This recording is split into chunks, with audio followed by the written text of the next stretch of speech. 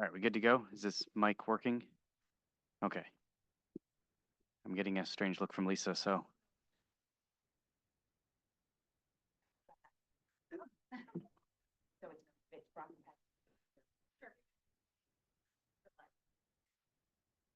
Okay, so we'll go ahead. It's 5:32. Call us to order here to get started.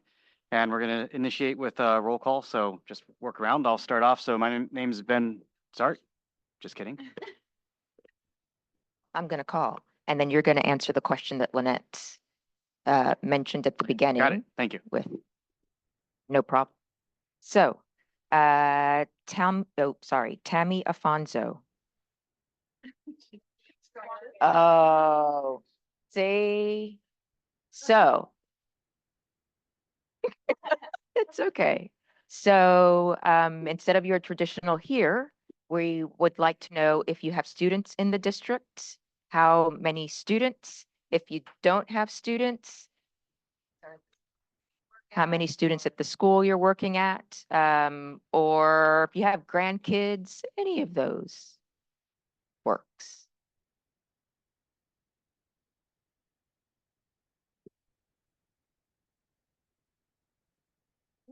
So then you can speak into the mic. Hi, I'm Tammy Afonso. I have a son and daughter who went through Santa Rosa City Schools. And I have 2 grandchildren who also graduated through Santa Rosa City Schools. Thank you. Janelle Black.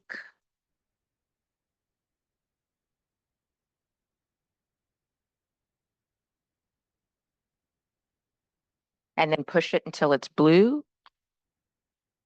Okay, sorry about that. I have one son who attends school in the district.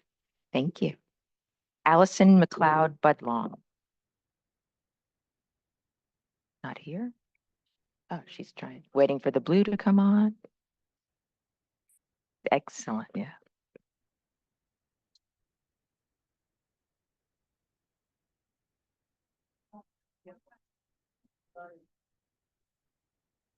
Oh, you got it. Hi, Allison Budlong. I have 2 kids at school, and according to this, 450 kids at my site where I work at Santa Rosa Middle School. Thank you. Allegra Ann Bushman. Allegra Ann Bushman. I have 423 students at Comstock Middle School. I had 4 children that have gone through Santa Rosa City Schools, and I currently have 4 grandbabies now. Thank you. Andrea Correa. Is it blue? Andrea Correa. I have 2 children at Pioneer High School, a sophomore and a senior. And I'm also the principal of Pioneer High School, where I have, as of today, 1,439 students. Ooh, thank you. Adrian Cruz. Not here. Madonna Cruz. Hi, my name is Madonna Feather Cruz. I'm an enrolled tribal member. I'm Pomo and Lakota. I've been a parent for a combined 50 years to a son and a daughter who are also half Chicano. And I am in charge of Indian education for Santa Rosa and for Windsor. So I have all of the Native American students. Thank you. Christian Barraza, I don't believe. Aaron Geary.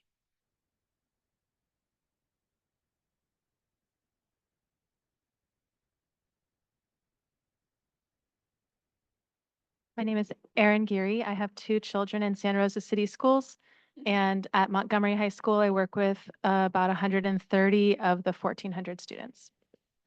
Thank you. Ross Paz.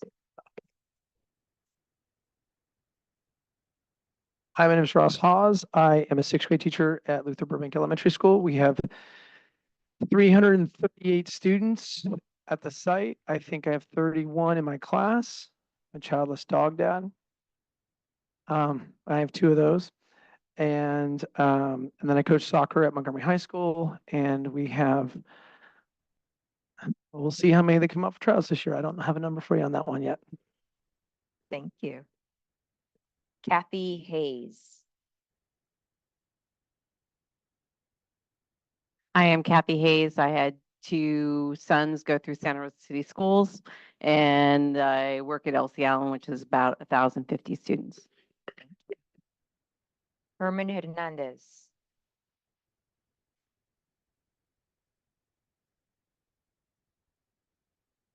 Good evening, good afternoon, good morning. My name is Herman Hernandez, and I'm the Executive Director of Los Cien, Sonoma County, and my wife and I just had our first baby girl.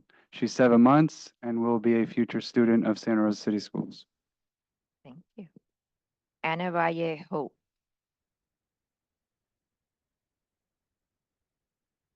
You have to press. Yep. And when it's blue, then it's. I apologize for being late. No. It's really crazy at my shop. My name is Anna Valiant Hope. I have two sons at Biella Elementary, and I have a sophomore at Pioneer High School. Thank you. Catherine Howell.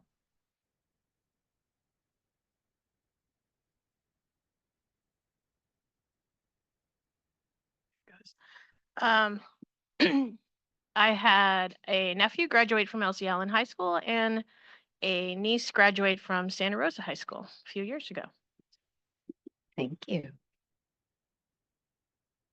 Andrea Loveday Brown.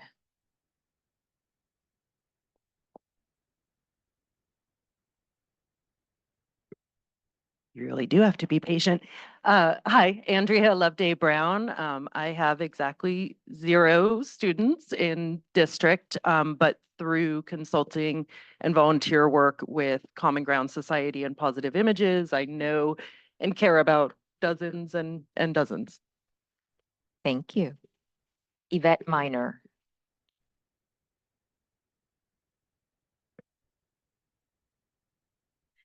Hello, my name is Yvette Miner, and I have one student currently at Santa Rosa High School, a senior, yay! And I also have 3 students that have gone through the district already. Thank you. Melissa Stewart. My name is Melissa Stewart. I'm the Executive Director of CHOPS Teen Club. I have personally 2 students that have already graduated through the system and then have 1 left at Santa Rosa High School.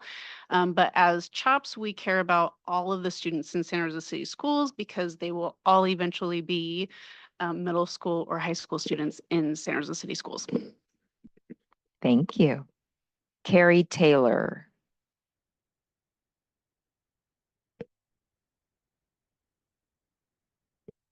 Hello, my name is Carrie Taylor. I had 2 daughters that went through Santa Rosa City Schools. I work at Biella Elementary School, which I think we're like right under 300 students now. Thank you. Nadia Bernice Villa, I think. Not there. Janine Wilson.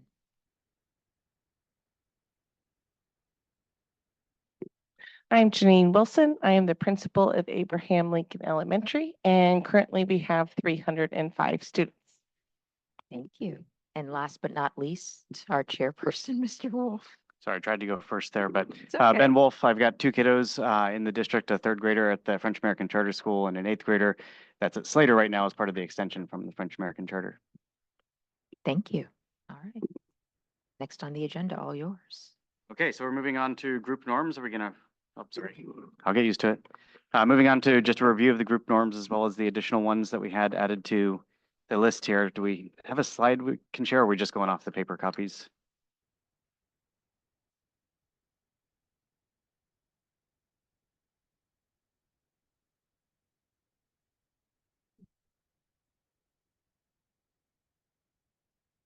Oh, Simone, we should have tried. Sharing is turned off.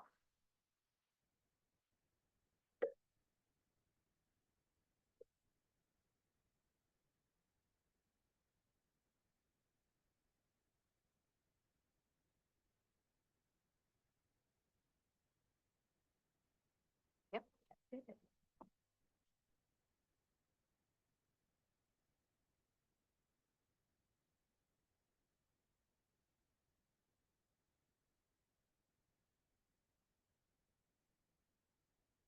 So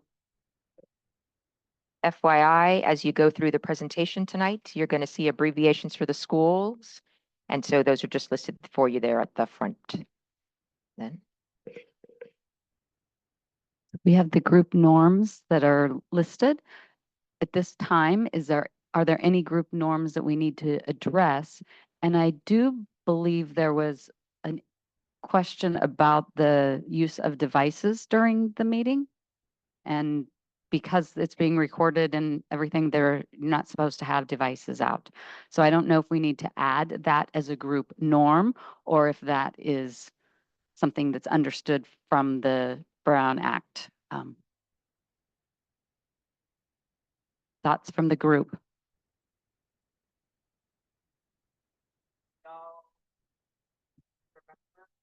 Yes, what's your question, Janelle? My question is like, if this meeting runs a little bit late, then I'll need to text my husband and communicate. What's the protocol around that? Should we just step away from the table or?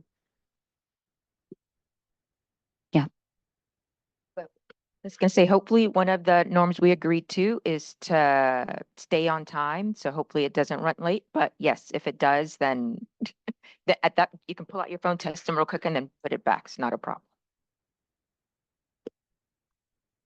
All right, any other edits or changes? We're all good. All right.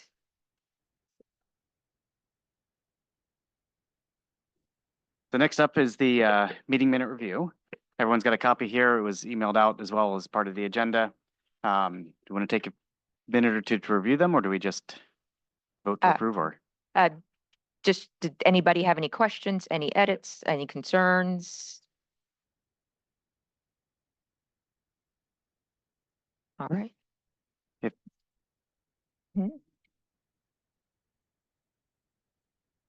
Yes, Ms. Minor.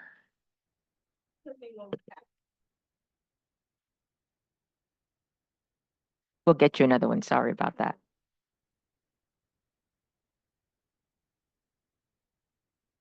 Yeah, we getting motion and all that stuff. We've just been asking. All right, no motions. Yeah. All right. No corrections, no edits. Looks like we're, all right. we're Okay, good. so with that, we're moving into the main bulk of it, which is the presentation of the district demographics and capacity. Perfect. Thank you. Before the demographer gets up and walks you through the presentation, we just want to look at the criteria that we discussed last time. This is the criteria that's just pertinent to the information that you're going to be receiving this evening.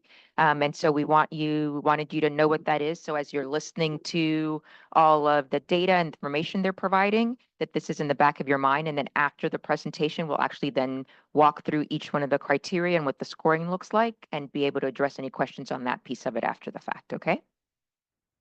All right. So with that, I will hand that, yes, Yvette. Are we gonna do our review of our minutes before we get into that? That's what we were just asking, if anybody had any questions or corrections or edits on the minutes. Okay. Did you have? We have to take a vote on it? We didn't, we don't need a formal vote, no. All right. Yep. Have a clicker for you. Wonderful.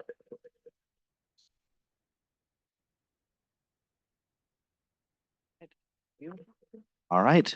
Good evening to the committee. So for those, and I think that's most of you here who have not met me, my name is Rob Murray. I'm the Director of Demographics at King Consulting. And in the spring of 2023, we released a demographic analysis for the Santa Rosa City Schools based on enrollment data from the 2022-2023 academic year. So we're just going to go through some of the points that were released in that study. There are some things that we've looked at enough just to have some updates. Obviously, we have enrollments through the current year, some of the other input factors that we've looked at as part of the study. I can speak to if anyone has questions, but I would like to just start by going through the content that's here that goes over a lot of the information that was in that study from about a year and a half ago now, but a lot of which is still very relevant. And then I will hopefully be able to answer any questions that anyone has.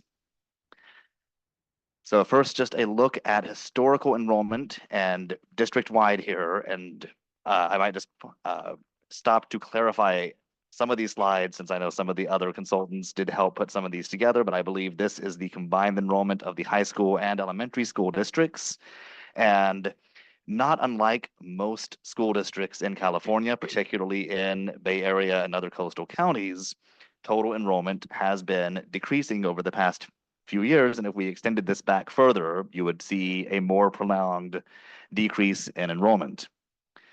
We can certainly break this out by site, and you see, I mean, there are some sites that have more or more steep or more flat curves, but the general trend is it's not like you have anyone who is just really going against the grain and crossing on an upward angle while everyone else is decreasing. You might have a few years where something goes up, but for the most part, across the board, across the district, schools enrollments are decreasing. And we see some similar patterns with the Santa Rosa City High School district's middle schools. And then the high schools have tended to be a little more flat. That is a fairly common occurrence. Enrollment changes build from demographics, tend to affect early grades first. You have sort of an installation period where you can see, based on other feeders, based on early grades in the same district in this case, what's coming for the high schools. But it does take a little bit longer for some changes that you've seen happening in the elementary schools to subsequently reach and more actively affect the high schools. And then looking at the charter schools, you see kind of very much tied with the orange line for Cook there, and then the big spike in growth at CCLA. But otherwise, again, you're seeing fairly similar patterns across the schools that we're looking at in the study. So current enrollment, again, so one big caveat that I'll just throw out now is that for a lot of these slides, we're going to be looking at a lot of data, a lot of information tonight. We're not going to just read every number to you. If anyone has question or comment on any specific point, we'll certainly pull that back up and look at it. But we're just mainly going to focus on how were these numbers put together? What does this information mean? And then we will go through. So I believe total enrollment is as of Friday. Oh, sorry, that's yes, the last sort of not my yeah, later on, sorry, but spoiler to later chat. Later on, we'll be getting into up to the week current enrollments. Yes, this is so as I mentioned, this study was put together in 22-23. The cycle of our demographic projections is in October every year. There is the state census day, where everyone who was enrolled in the school district at that point, that gives you a few weeks at the start of every school year for things to settle down. Yes, we have a question. I'm looking at the high school enrollment and I don't see Santa Rosa on here. Am I tripping? You are not. I don't see it on there. Oh, that's the charters. Okay, let's see. And then I believe that should.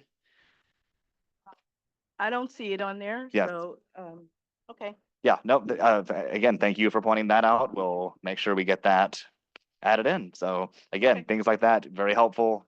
Do let us know. So the enrollments that were in the full demographic report that were published in May of 2023 was still based on fall of 2022's data. This is the next year of enrollment that came out that was fully certified by the state. Again, you as a district submit things to the state reviews back and forth, and eventually those numbers are certified, and that's your reference point. Looking back in history over time is all of those years of certified enrollment based on a snapshot taken in October. So we haven't quite gotten there for this year yet, but we do still have our early enrollment reports, but these are the last certified enrollments from Santa Rosa City Schools, again, across your elementary, middle, high school, and charter schools. So the projections themselves, there's a lot of things that we look at that go into the enrollment projections. But one thing that we do is provide a moderate projection and then high and low projections. Now, typically what we'll say is that that moderate projection is the long-term planning projection. The high and the low projections tend to be more useful to see in the short term, 1 to 2 years, which we're very much still in that window, how some things seem like they could go based on the information that we know, but that would be stacking up the highest or the lowest measurements that we've seen and saying, if all these things stack up on the high or the low end for a couple of years, here's what we think might happen. And so some of those common things are, first, birth to kindergarten ratios. We'll be going into all these data points a little bit more, but one of the most reliable ways that we can look at who's coming into the district, and this is key because that differential, so for the elementary school district, how many sixth graders do you have matriculating into the high school district? And then the next year, how many new kindergartners and TK students now, but are coming in to replace that cohort? And any time that you have a relatively large group of sixth graders who are leaving and fewer kindergartners coming in, that's what's going to lead to persistent decreasing enrollment. And how do we know how many new kindergartners to expect? We look at how steady the ratio is of kids who were born in the district and 4 to 5 years later, kindergarten enrollment that you had. And if you have a fairly steady ratio there, accounting for things like obviously kids who were born in 2015-ish and looking at fall of 2020, there was a blip in most school districts that we can account for. We understand why that happened. But for the most part, it's very reliable to look at births as just part of a pool of children. I will get into the fact that this is Sonoma County and Santa Rosa, and that you have a lot of movement and choice exercised by families between their public school district options, between their charter school options. But it's still looking at how much of a kind of pie of kids is the analogy I usually use. The pie is shrinking. Everyone's slice might be a different size, but the entire number of kids tends to be decreasing. So we know that just from births. Now, there are other ways to get kids into the district who weren't born here. Various economic push and pull factors can result in families moving into and out of the district. If you actually pop open the hood and look at students and track them year to year, you see, when I first started doing this, I was astounded at how many families are moving within the district or between districts on a year-to-year basis. And we try to just work on that on net. If you start with 100 first graders and they leave for the summer and they come back the next year as second graders, you might have 105, you might have 95. It might vary from year to year, but we look at all of that historically over time, putting more weight towards more recent trends, but looking at, again, what's consistent. So in a unified district, for example, it is very common to see those bumps at those transitional periods between 6th and 7th grade, between 8th and 9th grade. With Santa Rosa High School District, it's more looking at the combined enrollment of all of those feeder districts and saying, based on how many kids we know they had, do you tend to pick up kids or lose kids when they make that move into your high school district? Between those grades, just what's most likely to happen, because then we know. We see the enrollments stacking up. You have this many 8th graders, you have this many 7th graders, you have this many 6th graders, and based on what's happened in the past, here's what we think that's going to translate to. This is another thing that can have a sort of low version and a high version, just like with the births. We know you had this many births, that's the anchor point, but that could translate into this many kindergartners or a lower number of kindergartners. And we're going to show you some combinations of those things that altogether are the moderate, high, and low projections. And so one thing that we've done in this, and so I'll finish this one point and then I'll be happy to turn it over to you. But one thing that we've done in this presentation is, I will freely admit that you are definitely tracking fairly close and even a little bit below the low projection that was put together using 22-23 enrollment data. And so when we show the comparison, we are going to go ahead and just show you the low projection compared to where actual enrollments in 24-25 have come in. And then that said, happy to take questions along the way here. Yeah, it was actually in relation to the low projection. So you said it came from school year 22-23. Correct. That was at the time they were first calculated, that was the most recent certified data that we had. Yeah, so these projections, these low projections is from that year. That was the most, so the projections were starting with 23-24, we projected, and then we projected all the way out through 2030-31.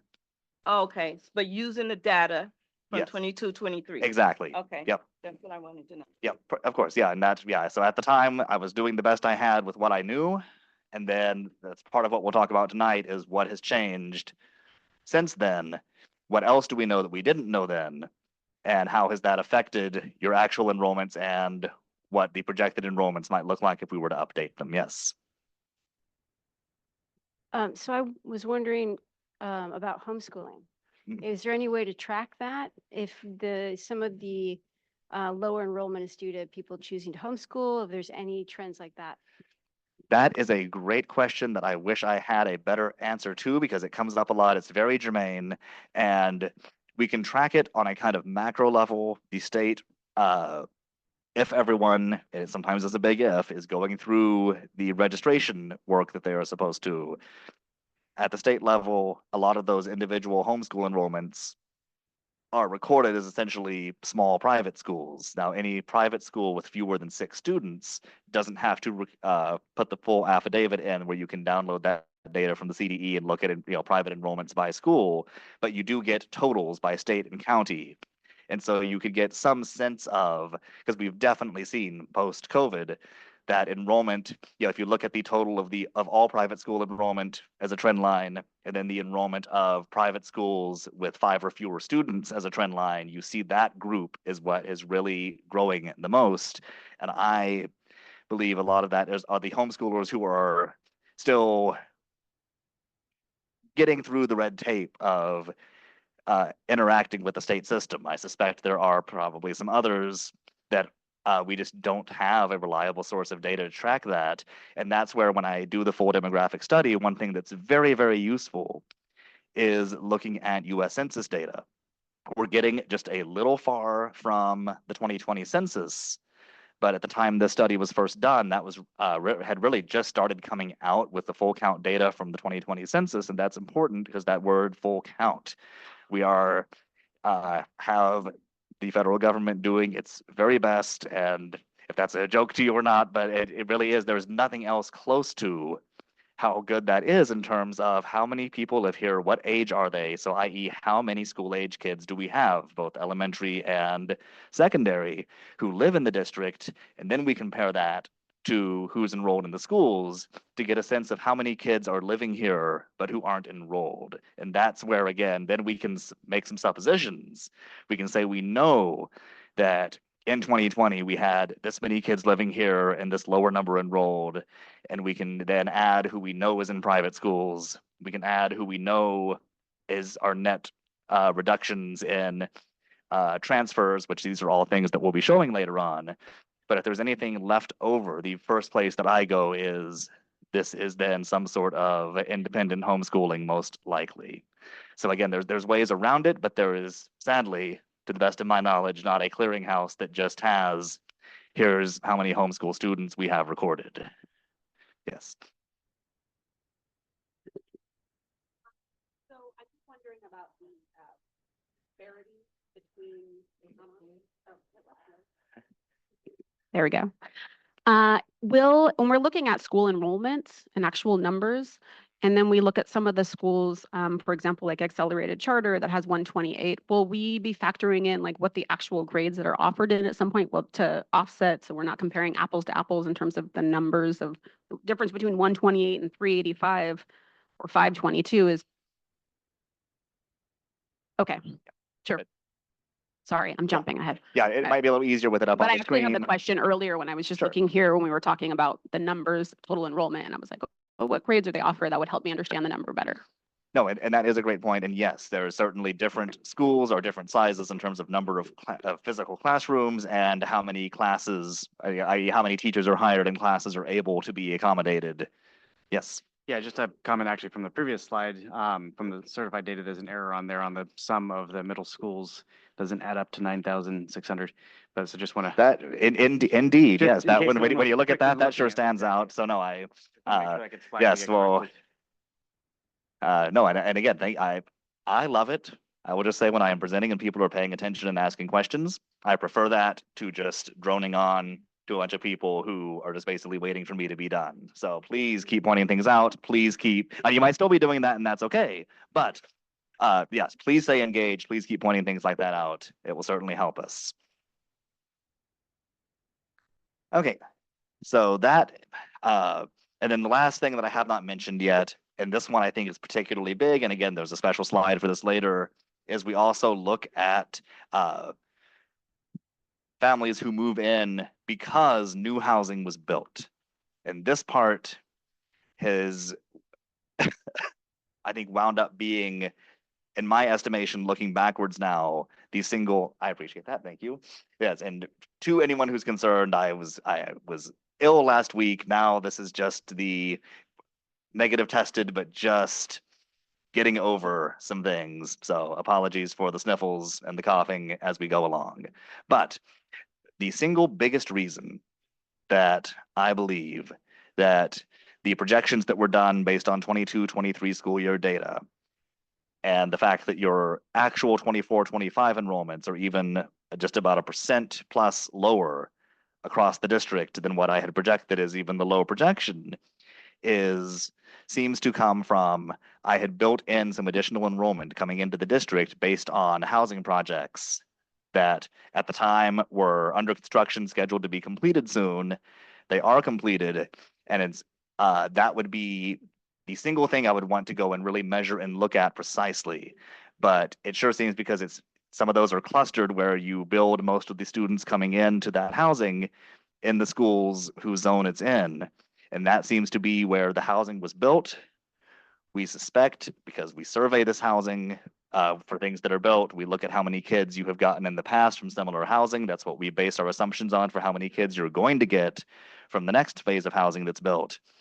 And it looks like the housing was built and the kids did not show up in your schools. Doesn't mean they aren't there at all, but like they have in the past. And I think that is where, for my methodology, the one thing that I would point out of just why you projected us at this level and we actually came in even lower, what happened, that's where I'm going to look first for that. So those are, again, there's other things that go in, but those are the big ones and some of the things that have that variance between the high, moderate, low projections.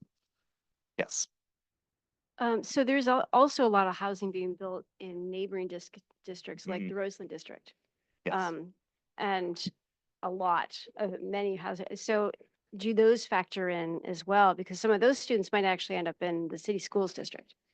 It certainly does. We certainly look at it, and for Roseland, for instance, we would look at it directly for middle school and high school enrollments. Excuse me. But then, and that's then just looking more, so for housing built in Roseland, in Bellevue, and these are actually both elementary districts where I've done their own separate demographic studies in the last couple of years. So those two particularly, I actually have a fairly good idea of this kind of the recent status on those houses. I know those things, and I had done another study in Roseland almost a decade ago, and a lot of those same projects were in that 10-year-old study, and they finally actually are getting built all these years later. But yes, we do our best to identify those, and I mean, to the extent that some elementary students, that this is just more my personal burden trying to do demographics for school districts in Sonoma County and around Santa Rosa particularly, is knowing that where the students live and where they go to school is looser than it is in most other places. So we do our best to try to capture that with data. It is a moving target. And that's why we really still hew a lot to how many kids live there, and then what are your enrollment trends doing relative to that, and just try to see, where we have consistent connections, where we can say the data, if you look at this, it's been pretty clear how well that related to the enrollments. So given that we still know some of this, but don't know the enrollments yet, that's what we're going to try to anchor things onto. So again, we may not look specifically to say how many is this going to generate from Roseland and then how many of those specifically are going to come here, but we are certainly looking at those developments, particularly since they are directly served by the high school district. So again, spent a long time on that slide. We'll try not to keep you here too long. I want to be one of the good people who obeys the norms. Yes, exactly. And so now we are looking at I jumped the gun earlier, but now we are looking at actual student count, which I believe I heard was from September 6th. So very, very recent. Again, I don't think there's all the people who work at the school sites, I'm sure can affirm there's probably not a day, certainly not a week that goes by where this number is not moving a little bit. But this is also why the state waits until October, because there does tend to still be some settling down and some moving around early in the school year. But it's enough for us to say, so again, looking at the elementary schools, actual enrollment is actually up some from the low projections. Middle schools, very, very close. And high schools really seems to be where a big part of that delta is. Same thing, charter schools are definitely, a little higher, but what we're really getting is high school students who we anticipated being there and who were not enrolled is the big differential. And again, these are the low projections, but across the board, what we're seeing is if you added up all of these, what I got on my little cheat sheet over there that I had for myself was total enrollment being about just over 1% lower than the low projection. But again, if you look at it here, that's really a lot of that is from the high schools, and you can certainly see all the specific schools there that we're looking at. And a big part of that is when I was looking at some of the specific things, for a couple of those schools in particular, I had built in some students from some developments that don't seem to have materialized in the schools. Okay, yes. I'm blue. So I guess the $1 million question sometimes is like, why do students go one place versus another place? Why do they start one place, decide to stop going to a place, go to a new place? I have coached at Montgomery for a long time, and we've had players that have been technically they've lived in Elsie Allen's neighborhood, and they, of course, after whatever point we started allowing people to just kind of go everywhere, in town, and granted everything. Do we keep exit data? I guess that was my question. Maybe that's where you were going with this, because maybe not. I just know that there's been an influx at Windsor. There's been an influx in Rancho Cotati, our two neighboring, Roner Park right to the south and Windsor to the north. And they're easy without having to pay a big tuition cost. The next choice besides the district is south and north without going to Newman or someplace that costs, or Hogwarts or whatever's up on the hill. Yep. That's like $100,000, $20. So do we know how many, when kids leave our district, do we know where they asked to go to? Because I'm assuming we have to like grant it or give them passage and a cum file. So that would be interesting to see, because at least if we need to learn about ourselves and at least beckon or retain or bring back or pull our direction, then we can figure out what we got to do to, because we're a business. So.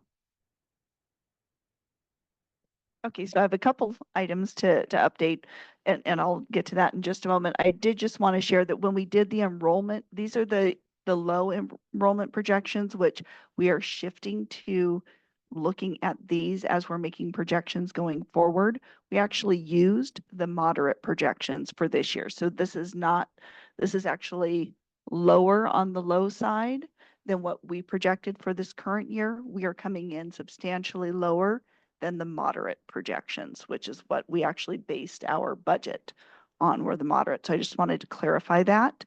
And that's because we're going to be adjusting to using the low based on this new information as far as the way that we're trending this year. Yes, we are tracking where people are going. We don't yet have the why, so we're working on that. Yeah, that's what I was gonna say. We had some details on that coming up. And then that is one other, again, the just sort of this broader culture of the county that we're in is also other districts, though, that have charter programs does ease the ability of some of those transitions. So particularly with elementary districts with high school programs, of which there are more than one, that's certainly one thing that we see affecting the Santa Rosa City Schools high school districts enrollments, is that there are other programs that don't necessarily require a formal inter-district traditional transfer. Yes. Okay, yes. Tammy.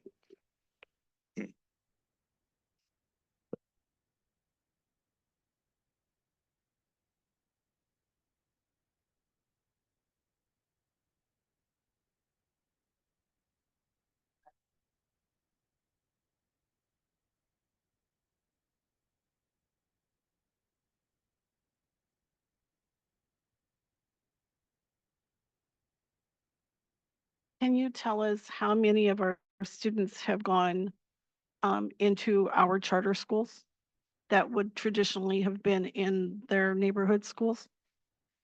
I'm not sure if that's on a slide tonight, but yes, it is something that we can come back to the committee with some of those details. That's just a matter of just making sure that we've isolated that exact measurement and provided it to you. So if it's not here tonight, we can easily get that for you. Yeah, just a comment on the data trend. I think it's interesting just to point out that at the elementary school, at any rate, it's gone up. And even if you look at the historic trend of the plots coming down, it's tough because you've got to extrapolate out a little bit for the uncertified count from this year, but it does look like it's hit a bottom and is maybe bouncing a little bit at the elementary level. So I think it's just interesting to point that part of it out as well as we're looking at this. And the charters, even if you lump them in, because they're mostly elementary there as well, kind of are looking to fit into that trend of potentially a bottom and a bounce. Yep, and I'll see because I didn't put all these slides together myself, but if there's a point, put a pen in that and remind me if I don't speak to it, but there is something that I want to touch on that very much relates to that. Yes. So it's actually, my question is in relation to what Lisa just stated about I'm sorry, stated about the budget. So I want to make sure I heard this correctly. Did you state that the projections for the school budget was based on moderate? So that's going to put us in a deficit because you based the numbers on the moderate. So my question, well, I guess it's not for this room, is why are we doing projections on moderate and not using the low projections to make sure that our district stays fluid? I don't know where that question goes, but.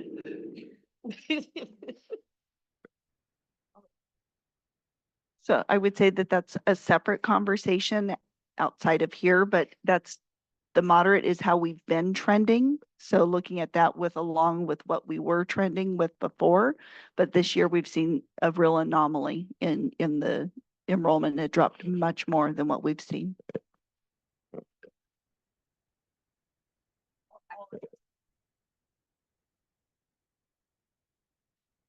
So just moving into some of those really juicy data slides that we've promised you. So just kind of moving ahead to those, but the results of everything that we're seeing district-wide is a continued decrease in total enrollment.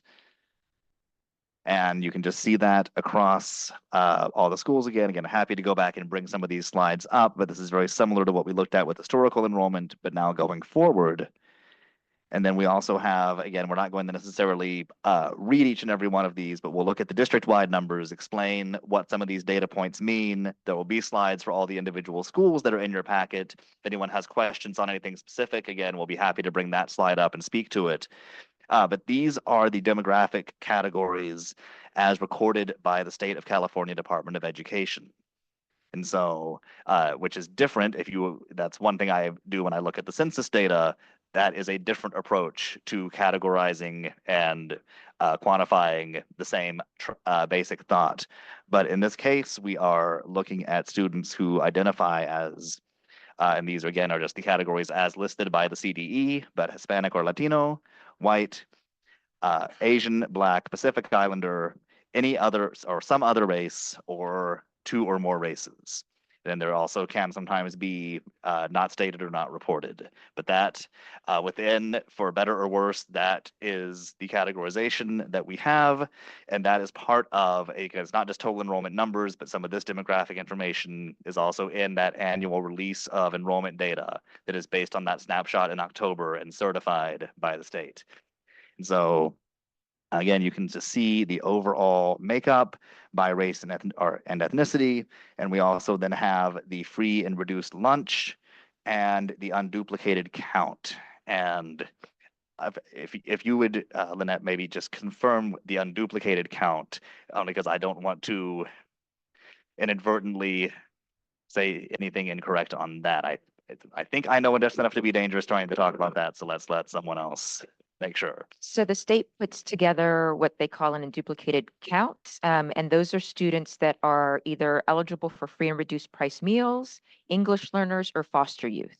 And they call it an unduplicated count because you could have a student that's all three of those things or more than one, but the student only counts once. And so for each district and each school, they actually do, when the district submits that information in October, it lets them know how many students it has with that.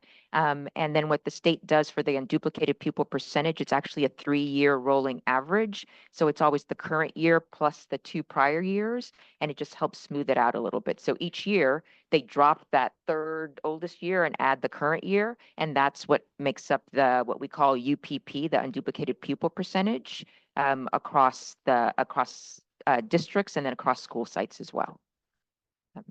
Thank you very much.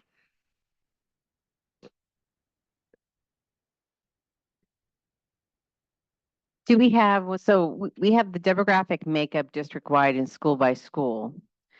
Do we have any information looking forward to what demographic makeup may look like for the anticipated students that are coming into our system?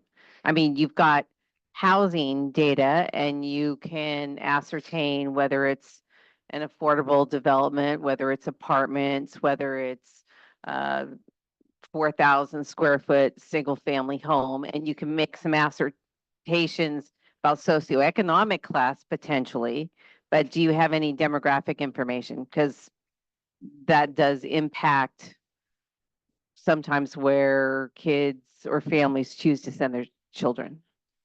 Oh, and so with that, there is a page in the full study. There's probably not a slide on that here, but that shows a 10-year history of that. And those trend lines tend to be fairly consistent in recent history and smooth. So there is that just looking back to look forward. The other aspect of that is, so some of the full count data from the 2020 census is just about to get past its point of usefulness with that, but we do still have every year the census is still releasing the American Community Survey data, which have similar reports, but instead of being full count, they are taken from surveys and then extrapolated. And so less reliable, but until 2030, and the further we get from 2020, the best we have. But what that can tell us is, again, especially looking at that 0 to 4-year-old population, how is that total ethnicity changing of those very youngest residents of the district who are on the cusp of ideally enrolling with your school district. And we can expect generally to see the same changes to the composition of the community's youngest children to begin reflecting in your schools soon thereafter. So that's the other thing that is at hand that we can lean to. And of course, a lot of this, and the study was really put together at the district level, and this, as you alluded to, can certainly vary greatly within a district, school by school.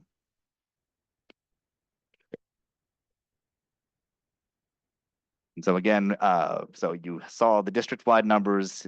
As we were saying, here is that same information broken out across all of the elementary schools. Again, this is where if anyone has questions or wants to just comment or point out on any of this information, we can certainly pull this back up and look at it, but won't necessarily go through and read or pick data points out from this.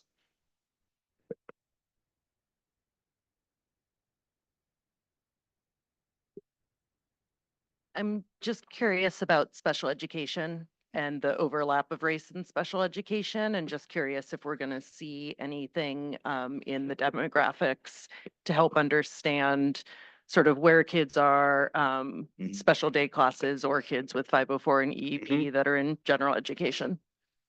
No, and that is certainly something I don't think we have split that out to just look at the special education population.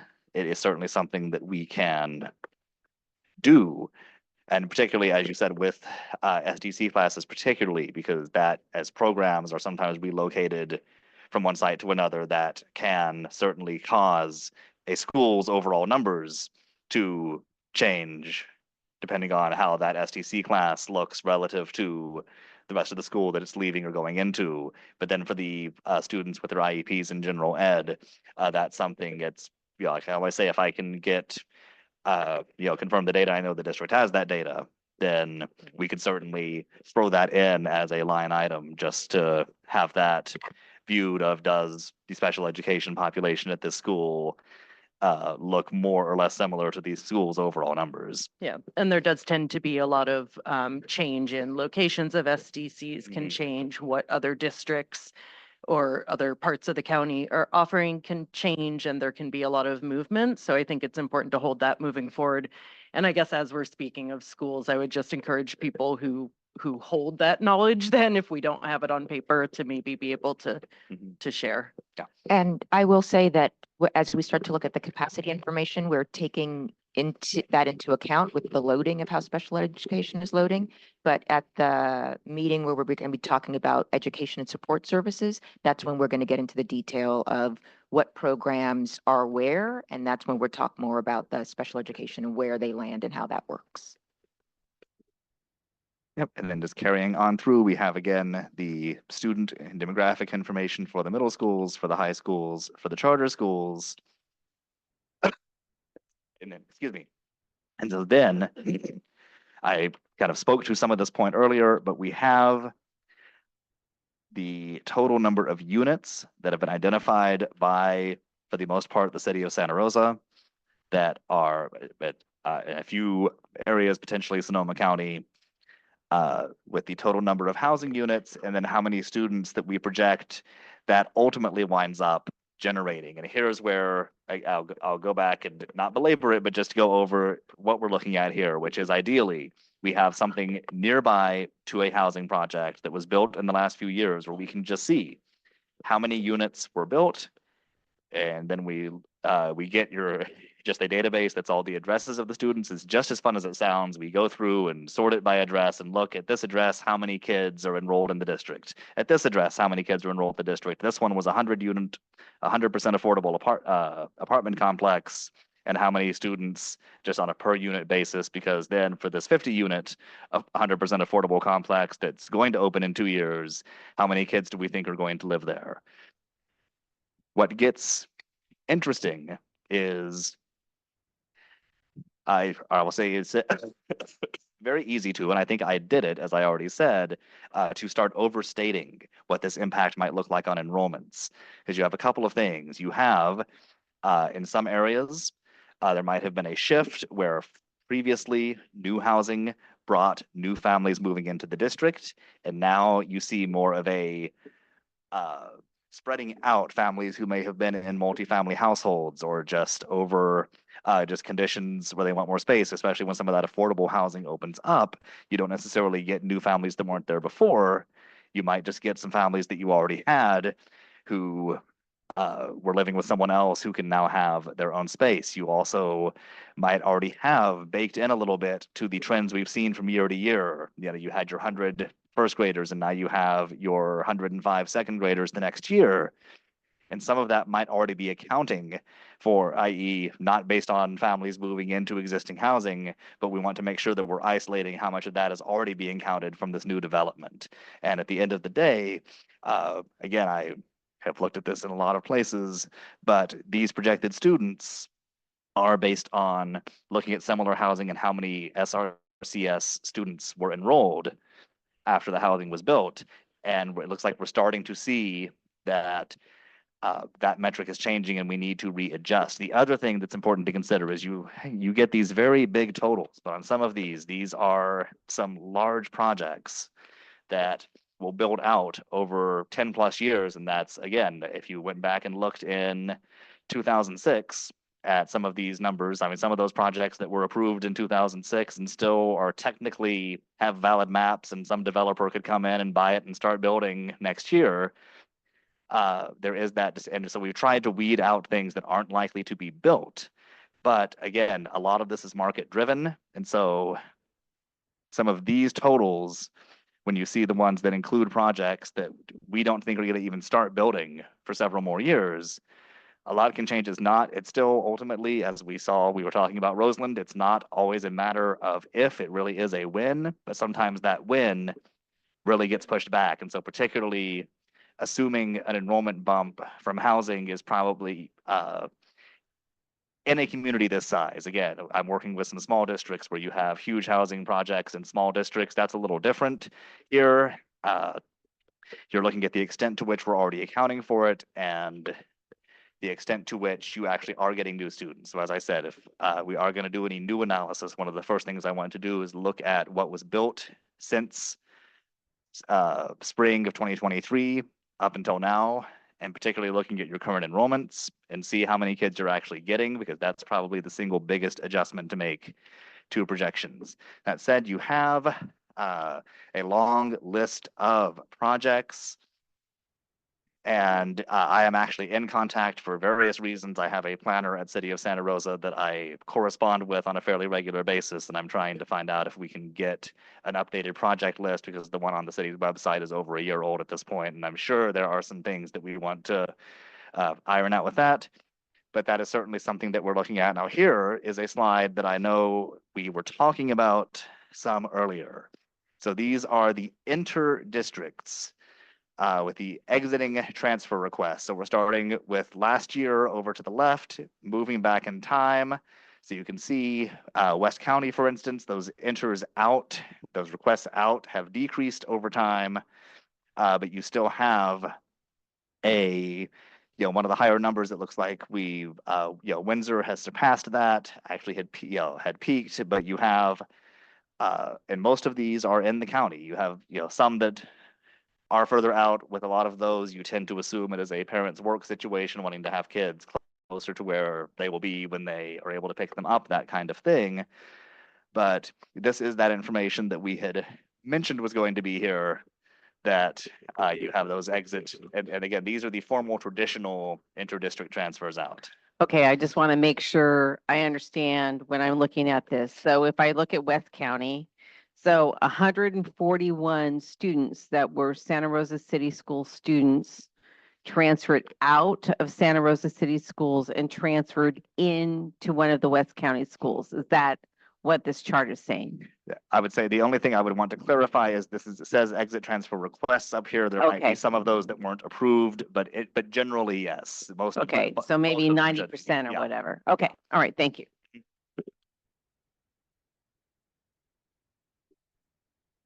I just want to double back on something in relation to having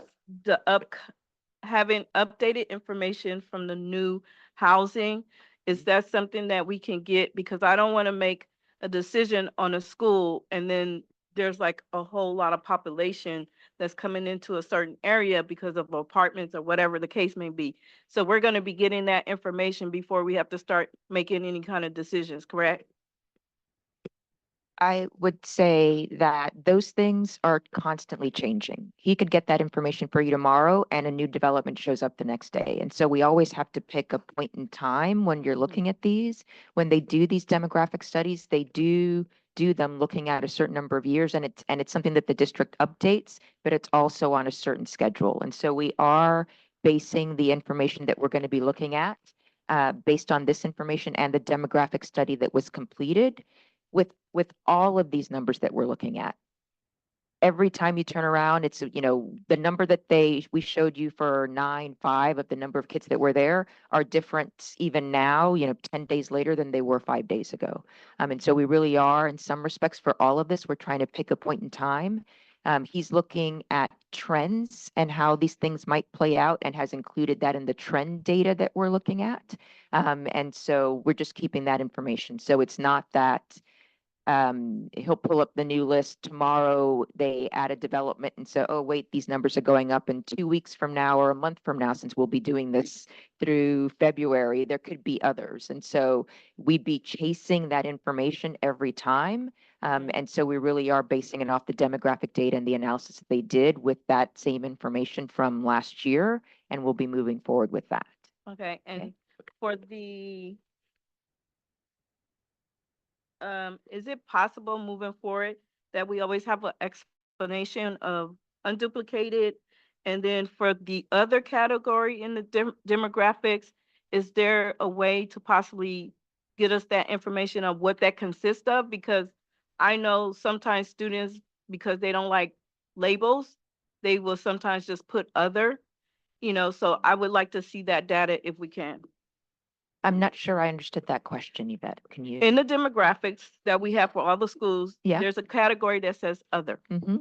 So if we can get with that means, or like a definition, or what did they say? That, That would they be nice. literally mark the box that says other. Okay. So there's no further detail than Okay, that, I'm and just afraid. having a notation about unduplicated. That we can do. Yep. I will start. So going back to the Sorry, she raised her hand, so we went that way. We didn't realize you were. Sorry. I went back to take a look at the development by sites, the impacts, and I wanted to find out, it gives us the total number of units that are being built in certain areas. How is the projected students calculated based on the buildings being built? Because if you look, there's a couple that are like 230 or 2,325 units, and that's 1,699 kids. And then there's another one for 2,433 units and only 445 students. So I was just curious as to how the projected student number really is calculated.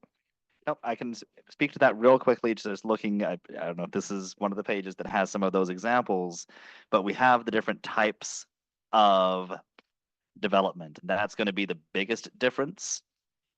These four broad categories. And of course, a lot of developments, large developments might have some units that are between various categories, but generally what we see are single family detached is a house with no shared walls with anybody else, usually has a yard, and is usually for sale or built and then rented out. The single family attached tend to be things like townhomes, condos, even duplexes, but something where you are sharing a wall and tend to have a smaller or no yard, but still a for sale kind of situation. Multifamily tend to be intentional, larger buildings with apartments basically that but tend to be constructed with a for rent purpose. And then affordable is sort of more of a regardless of most affordable housing is multifamily, but any affordable housing, even if it is single family housing, which occasionally you do have affordable single family housing built, is separated out because what we see is you get a lot more students out of an affordable home than a market rate home. But this is where I should have done a better job actually explaining this in detail. But when I say we look back at similar housing that's been built, these categories is the big part of that. So we say the last time there was a 100% affordable complex built, they had 50 units and you had 36 students the first year after it was built who were enrolled with the district. But a subdevelopment of 20 single family homes that was built, we anticipate that will not generate nearly as many students as affordable housing would, but same thing. We'll look at what was built most recently. And we do sometimes, especially because if we're in a larger geographic footprint like this, we also try to look at these by different parts of the district because you can see different generation rates in that way too. But it all comes down to looking back. We have what's called a student generation rate, which can, you have caught me without knowing that number off the top of my head, but will typically be highest for affordable. And then single family detached tends to be sort of a mid-level, single family attached tends to be the lowest student generation because you have both the lack of yard and space and the usually not as easy to come into as a rental property. And then multifamily, that is really where it depends on the style of what's being built. And what we're seeing with multifamily particularly is a lot of the advertising for these new things coming up are emphasizing the luxury theme, are not necessarily emphasizing that this is something, there might be a playground on the property, but they're not really marketing to kids and families. They are really marketing to people who are seeking a kind of luxury lifestyle from a brand new apartment complex. And we've seen the student generation rates kind of correspondingly going down. But when kind of smaller, more modest, more kind of family friendly apartments are built, although what that tends to be more that there's an evolution of apartments over time, where they become usually kind of, that's the other part with student generation, is those apartments tend to come in at a level and then sometimes even generate more kids over time. While a lot of the single family housing, you tend to get the wave of kids that comes in, and then it takes 10, 15, 20 plus years before another family might move in. So these are all things that come into it. But yes, most likely, we can look at a couple of line items if you want to, but the biggest difference is likely affordable housing versus particularly single family attached would have, for comparable number of units, potentially very big assumptions on how many students that would generate. So Melissa had a question first and then Anne. We were on the same path here, but my question is about the impact of developments by site slide. I just want to make sure, is this a typo on the bottom for Santa Rosa Middle, Santa Rosa High, and Steel Lane? Those projections? In comparison, when we're looking at Hillard Comstock with 2,433 units at 445 projected students, what makes that difference of 2,325 for Santa Rosa Middle with a projection of 1,699? No, that I share your skepticism that so this might be that what comes out as an addendum to this with a different number, because likewise, excuse me, but suspect that something is off with this, and I can only apologize for that and promise that we'll get you a number that is correct for your review before the next meeting. Thank you. And Andrea was first and then. Hi. Hi. I think I'm following, but I do have a question regarding how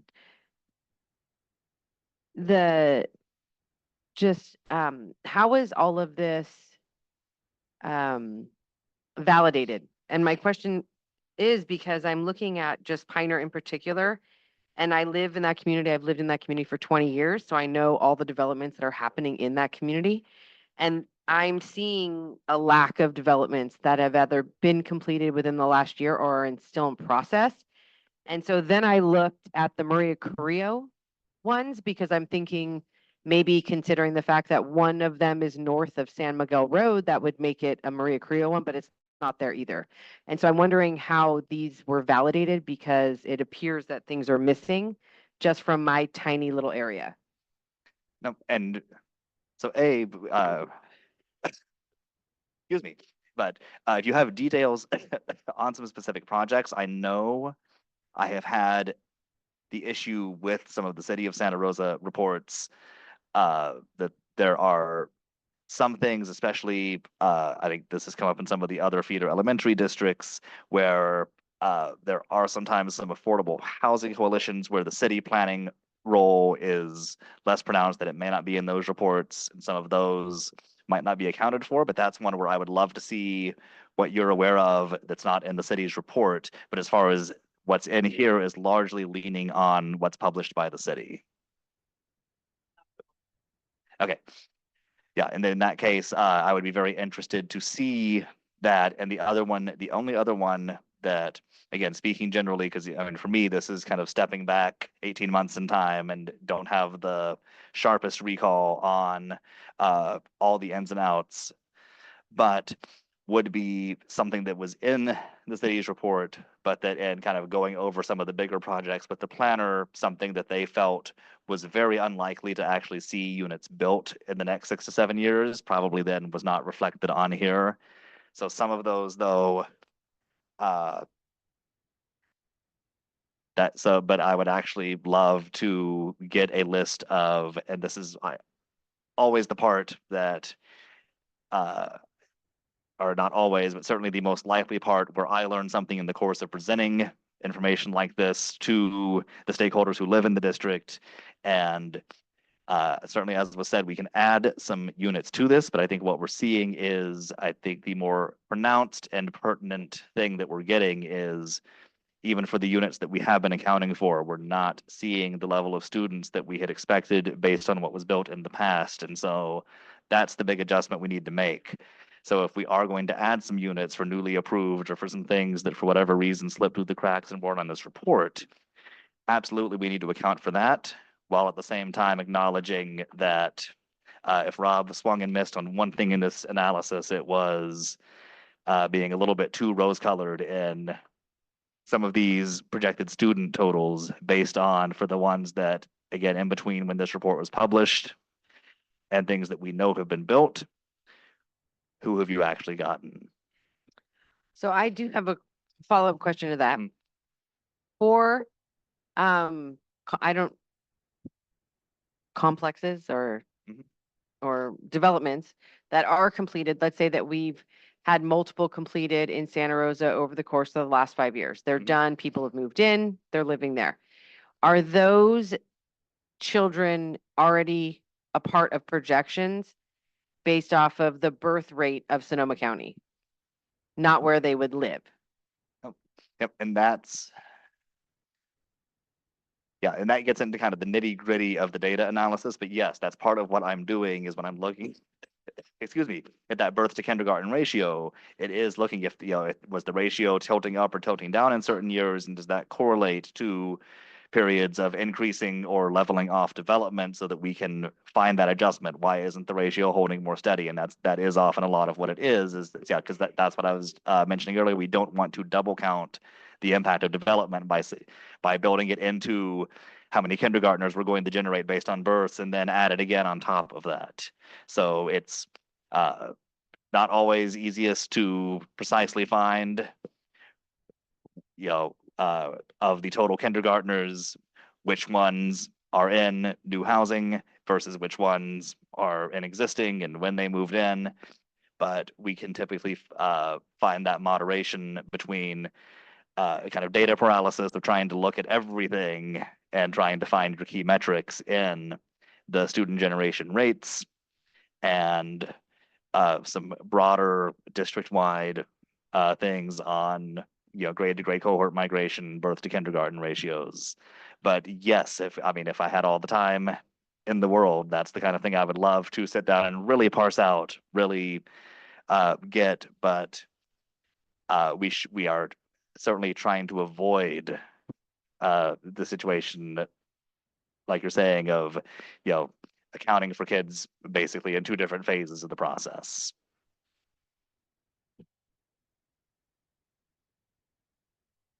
I just wanted to, when I was looking at this inter-district transfer by district, just bring up the point about the students that are not reflected in this chart. And students that are not reflected in this chart are those students that start at an elementary school district that is not Santa Rosa City Schools and then are matriculating to the middle school charter school, or they're matriculating to the high school that's run by the elementary school district. So those students, while they might be living in a housing development, but because of the competition that's happening between the elementary school districts and the elementary school districts that now have middle schools and high schools, you're not seeing those number counts in this chart, and it's harder to have an understanding about, from Santa Rosa City Schools perspective, what the overall loss is, because we've never seen those students in one of our schools. So I just, in those areas that are heavily in zones with heavy competition, there's the factor that those numbers aren't here. So I just wanted to bring it up. No, and that's a great point, and we kind of mentioned more broadly those areas where we have the count of the students we know are living in the area, and then particularly important when if there's ever going to be a new school or program like that, that's where we want to get out ahead and account for more changes. But looking back, yes, we know there are students who aren't on. That's why I keep emphasizing those formal traditional interdistrict agreements versus some other things that are also in the mix. So we have those same This is now a summary by SRCS school that account for, if you really going all the way over to the net students. Now this accounts, and correct me, anyone in the district, if I am mistaken in this, but I believe this accounts for both, you know, intra-district transfers between attendance boundaries in the district, as well as the enter requests in and out, so that you have a total of net enrollment change from, again, who we can account for with students that we have a record of. So I was looking at this, the inter-district transfers, that, how many students go from Santa Rosa City Schools to other districts. Do you have a comparable chart that compares how many students come from that district into Santa Rosa City Schools? Because the exchange is happening both ways. So, I mean, that's showing it, but it's not, like, you don't have the balance shown. yeah, we don't have it like district by district. It's like, oh, we got this many from X, we got this many from Y. No, they have the total number that these kids came from outside, but the district doesn't have the information as to, oh, they came from here, here, here, versus when they're going out, they're, signing off on something so they know where the kids are going to.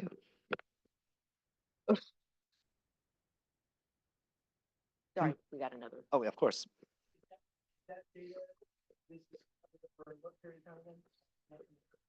23, 24, so that was last year. Just 23, That's 24. all. I did the same thing when I Okay. got this. Felicia's in the back. I called her and I went, is this from like a trend or multiple years? She's like, no, that's just one 23, 24. year. And then so when we look at students going out, that's not including like we're losing our sixth graders at the end of the year and they're leaving. This is like people that we lost. So at my site, it's saying students out says 87. So 87 students across all the grades left, not including the sixth graders who left because they're going. Yeah, not matriculation. This Okay. is, they were fifth graders or even starting sixth grade, but they went to another school or another district. Okay. And Felicia's raising her hand, so I want to. Felicia, we need you to grab a mic just so that the people on Zoom can hear you.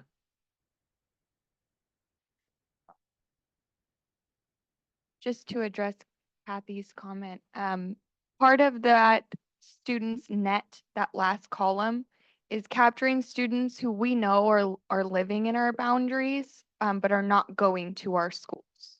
So for whatever reason, at some point in time, they no longer are a part of Santa Rosa City Schools. We don't know exactly at what point in time in that net number, but that kind of helps capture what you were saying before. Maybe they were a part of the elementary and they did not transfer over to our middle or our high schools.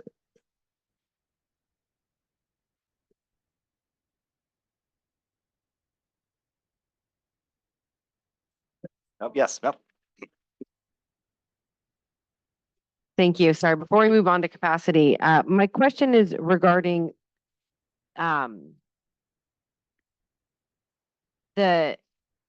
think I'm a little concerned in the sense that we are looking at data from last school year when we know that we are 1,300 under projections of what we thought we were going to have coming out of last school year.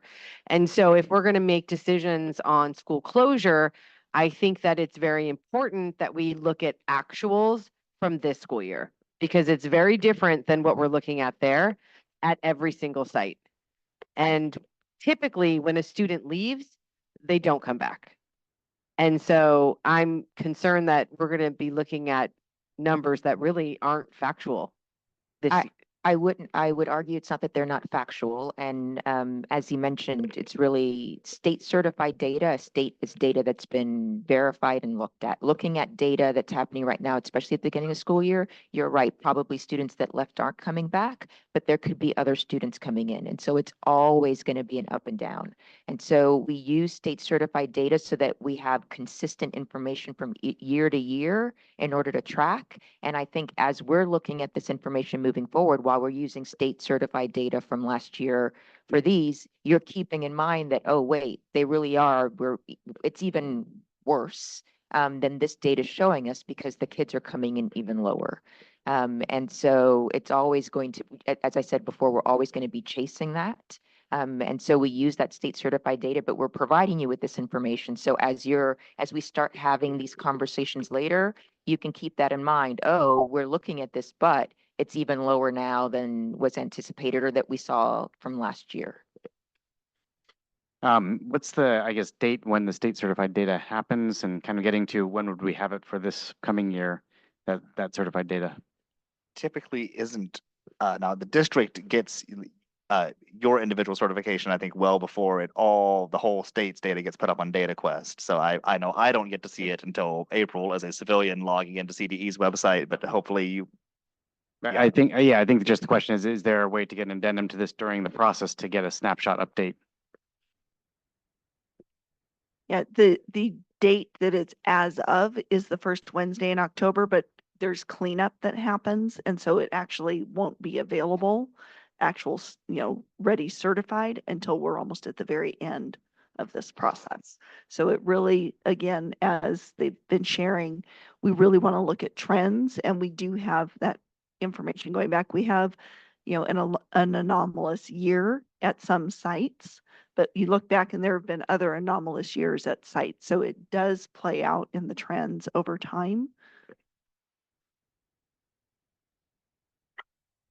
We like to kind of say 1 year of data is not a trend. And so while you have to take it into consideration, you don't want to make decisions based off 1 year of data because it could be a blip for one reason or another. And so you're really trying to look at those projections based on, historical trends of data. Okay, and so then I think just go ahead and get into our capacity section as well, because that's always in this larger process. The enrollment has meaning in relation to the capacities at the school. And so, well, excuse me, quickly talk about, I think before I even get into slides, just when we talk about capacities, because when we get to some of the slides, there's going to be different numbers and capacity. It's not like the sign that's on a building from the fire department that says this many people are allowed to be here. It really is dependent on factors that you want to look at, like how are we using the site this year, i.e.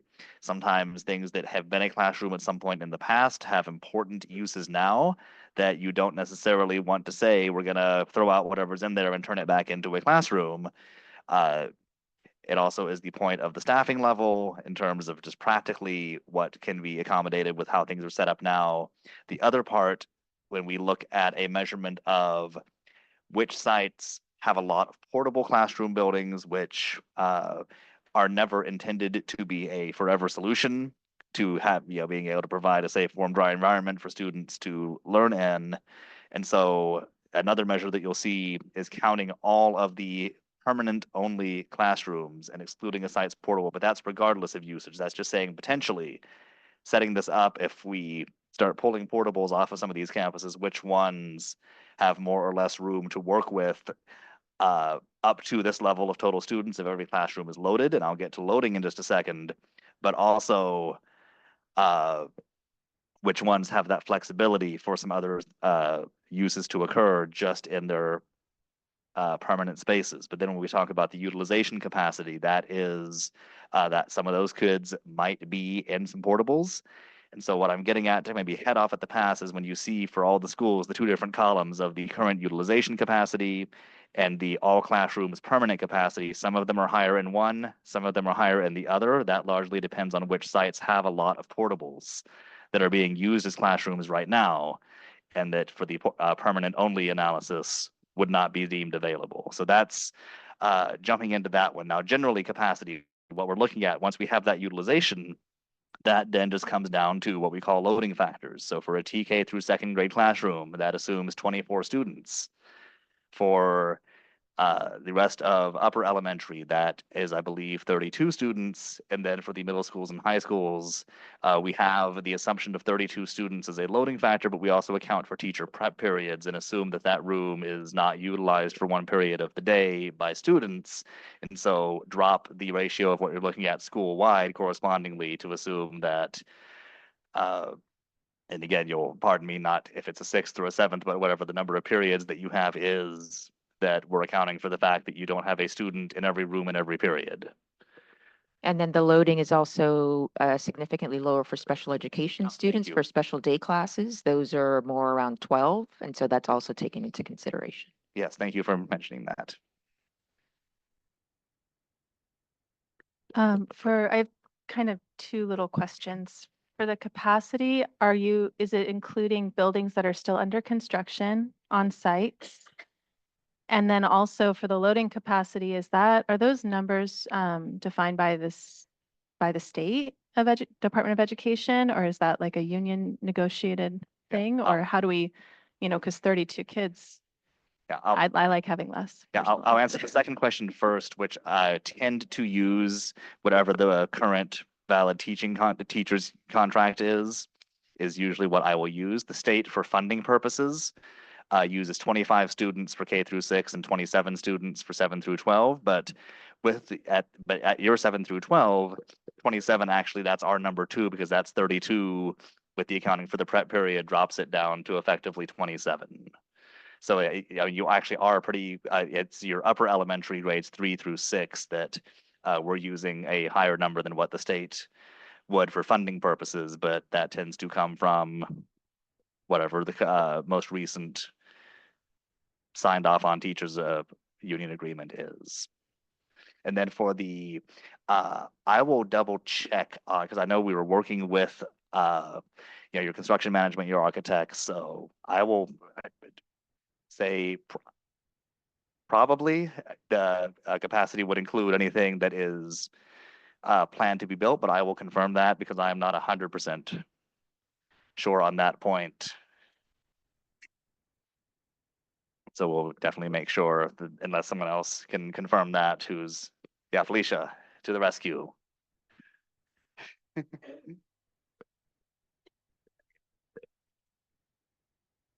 This was actually done before the facilities master plan process. So some of the numbers we'll be seeing next meeting actually will include more of what is currently in construction and how that will affect our capacity. Okay, so that's actually a good point. So that capacity is something that can be a little bit fluid depending on utilization, also depending on projects. So there's the answer. These numbers don't, but don't be shocked when some of the numbers change to account for things that have happened since these were first put together. So. Just talking about, and I'm only looking or just playing with the numbers for the site that I work at because that's the one I'm most familiar with, but it's going to be reflective at other sites, these kinds of questions. We have a large number of special ed classes. The special ed classes you're saying is a factor of 12. We have special ed classes where the number of students in the classroom is significantly less because of the kind of program it is. So that means if you're using that as an average, and it could happen at any school site, our potential capacity or utilization rate is going to be lower because we have a number of sites of programs that are requiring less than the number that you're using as an average. The same with if we have a number of classrooms that are English language learners or meeting those other needs because the numbers for those classrooms are less. So that means that our utilization rate, if you're at a school that has a large number of English language learners, your utilization rate will be lower because the number that's being used is a higher average. I'm wanting to make sure I understand that correctly. You're just using 32 and 12. I'm just doing that for high school. You could have different numbers, but the different numbers are in play for middle school or elementary school. Yeah. So it's going to be super specific that folks understand what's happening at each of those schools that might contribute to a current utilization capacity. Yeah, and absolutely depend. We see that effective if we really look at the exact SDC program for some of those courses, if we look at, again, the proportion of classes that for any other reason have a lower ratio that year, yes, this is again, a number that can vary some, but what's nice about this exercise is it's really looking at an apples to apples look of just for the site, assuming standard contracted usages and an average SDC amount, just what the utilization capacity is, and at least every site has that same methodology. If it ever becomes important to really break out a site and look at it, I won't speak for everyone else who's involved in the process, but that's something that would be beyond what we're looking at here, which is really just providing a baseline apples to apples comparison of everything. And so what we see with these summary numbers district-wide, so again, we have our certified enrollment level from 23-24. And when you're looking back 5 years, we have the peak level, which then would be going back to 18-19, I believe. And then looking ahead to through fall 29, spring of 2030, with the projections that we're looking at, what really stands out to me is just that all of these numbers are under current utilization capacity. And even if every portable classroom is pulled off, again, that doesn't count for all the utilization, but just in terms of classroom size spaces and permanent buildings in the district, there is more capacity based on how we calculate that. What we just went over, than even going back to the 5-year peak, much less current enrollment or last year's enrollment or projected enrollment. So looking at potential excess capacity, and it looks like that one is based on, just doing the math here, it looks like from the max capacity from permanent classrooms only, could be even a higher excess capacity from the utilization of all spaces. But that is kind of what all those numbers mean, what is baked into them, and where they came from. And then we do have that same measure across all of the elementary schools, across all of the middle schools, the high schools, the charter schools. And then for each site, again, we're happy to go back and pull any of these up, but we're just looking at, this gives you that breakdown of where those numbers come from. So you see, just using our first slide here of Abraham Lincoln, the total number of classrooms that we can just pull up the map and count how many of them are portables. So i.e. that gives you the permanent only number that we're working with. Of all of those classrooms though, how many of them are currently loaded as a place where a teacher and students are spending the majority of their day, as opposed to you have other spaces that might be a resource or an intervention or any number of other uses. It's not that they're just sitting there vacant, but they are not contributing to, if you get another enrollment there, what class are you putting them in, is one way to look at that. But that gives you some of that breakdown of where some of those numbers are coming from, gives you the two different ways that we can pull from those to look at capacities. And then you have all of that same enrollment data across the bottom. So for every school, we have that. Is there an ideal percentage of capacity that the district aims for? Because if you don't want every classroom completely full, you have special ed classrooms. What's that number?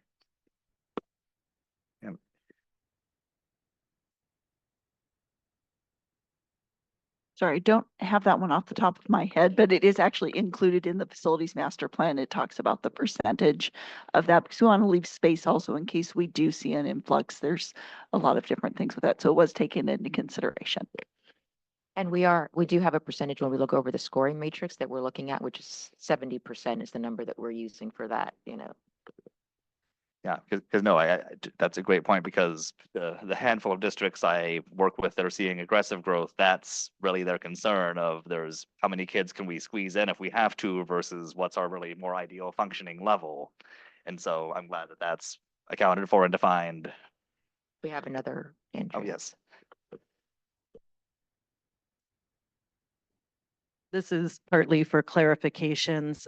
When I look at an individual school and I see their total classrooms and the portable classrooms, I guess I'm wondering, has there been a general understanding across districts of portables being less ideal as classroom spaces, because I'm very much hearing that in our work to be focusing on that. And so when I look at this, when I see the current loaded classrooms, I don't necessarily know off the top of my head how many of those are portables. Will that be sort of spelled out for us? And can we know how many are currently being used? Well, what we're going to, I mean, when we look at the facilities at the next meeting, there'll be more detail on each school site and what's where. But when we're going to be looking at excess capacity, et cetera, we're doing it minus those portables with the assumption that portables aren't permanent, it's a less ideal space. And so we really want to focus on if the district is moving forward and you're thinking about closing schools, you don't want to count those portable buildings that shouldn't be there. We really want to look at the permanent buildings. And so our focus is always on that column that's the max capacity from permanent classrooms. Okay, and with that, historically, sort of across all school districts, SDC classes are often kept in portables, and I'm wondering, will we have that level of detail when we're looking at facilities to understand what, if that is the case in district? We could break that down, though I will say, in some respects for the work you're doing, how it's laid out right now, how do I say, it's not as critical because those really are, it's a programming issue. And so the district can at any point go, nope, going to move those kids and put them in this portable, in this permanent classroom or from one to the other. So that's not something that should impact, oh, we shouldn't close or we should close that school site because all the kids are in portables or all the SDC classes are, because that is a program decision that the district has made or can make of where those students can go. That the kids in the SD would also have a more ideal educational environment. Yeah, yeah, every district I've ever worked in, I think that is the ideal. Obviously, in practical terms, that does not always happen. But yes. Just going to continue clicking through. You again have the same breakdown for all of the district's school sites. And we'll see a lot of this information when we look at the scoring. Okay, and that then does get into the site analysis scoring. And so okay, yes.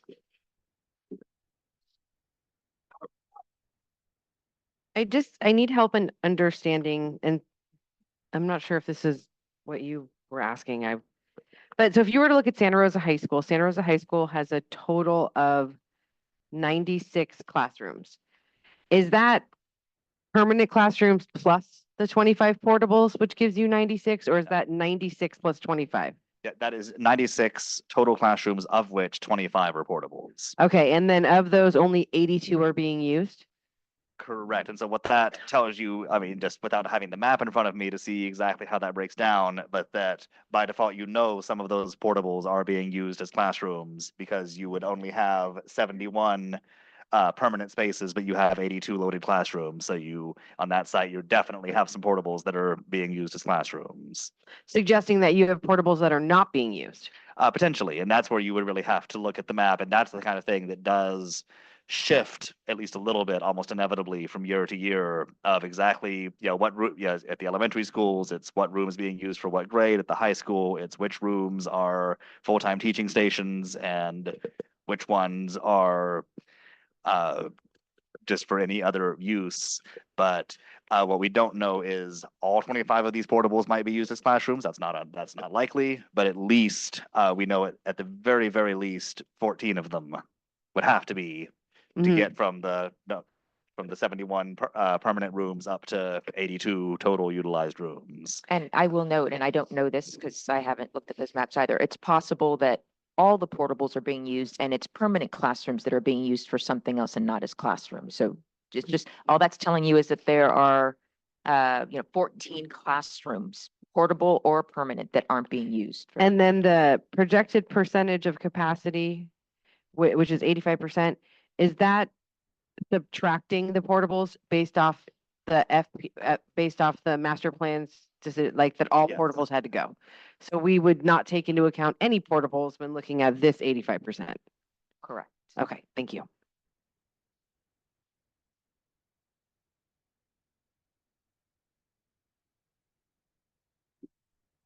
I guess these numbers make me a little skeptical. I'm wondering if the people in the room that are more familiar, like, are there 10 rooms not being used at Piner? I would say it doesn't mean that the rooms are not being used. You go to any of these school sites, I doubt you will find a single empty classroom. The school site is using them for something. They're not being used as classrooms that are loaded for kids that are being taught, math and science or whatever those things are. So it's not that they are empty. They are being used by the school site, but not necessarily for classes. And I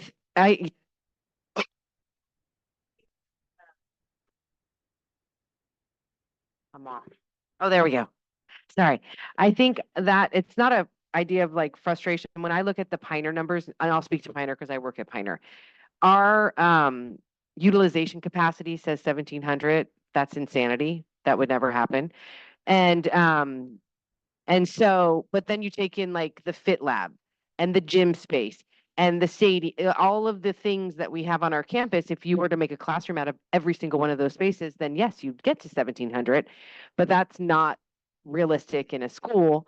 And so I think that when we were doing the facility master plan, because I was on that committee, I think that was really weighing very heavy on me because I feel like it gives a sense, like a false sense of what's happening at a site for people just looking at numbers without knowing what the site is or what's happening, especially at high schools where you have so many individuals, but like a yoga room and a chorus room and the band room and the thing, Right. that you need to run all of your programs, but it's different than an elementary school, which has the first grade classrooms and the second grade classrooms and the third grade classrooms. So I think that I don't know necessarily how to fix the idea of looking at this and being like, wow, these schools are huge when that's not the case. I can tell you, I have worked at Santa Rosa High School as well, and there are not empty classrooms just laying around. Right. So Well, that's, but I can also tell you that, there was a point in time, I don't know, 10, 15 years ago, where all schools were bursting at the seams and you didn't have room for all of those extra things. Every single classroom was a classroom.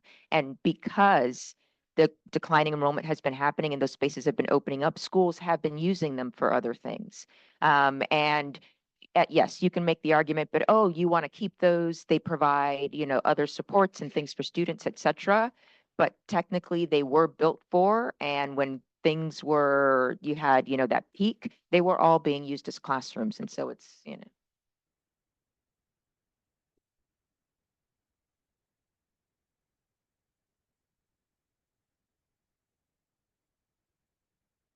Okay, and I think that gets us to the end. So I will lurk in the background in case we have more data questions.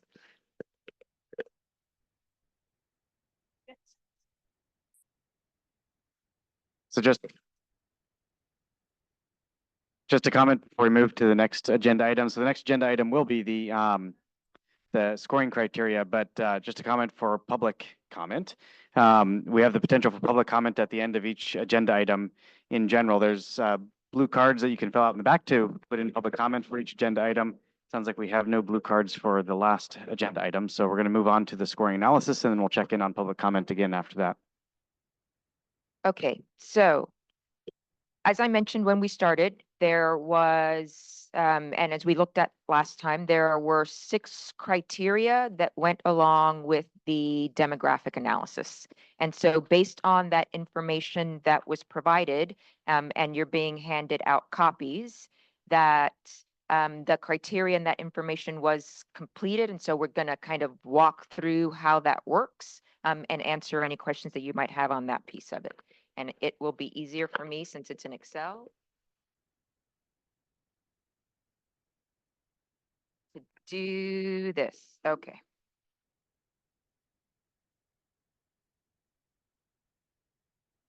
Wait for Lynette to get all the way around.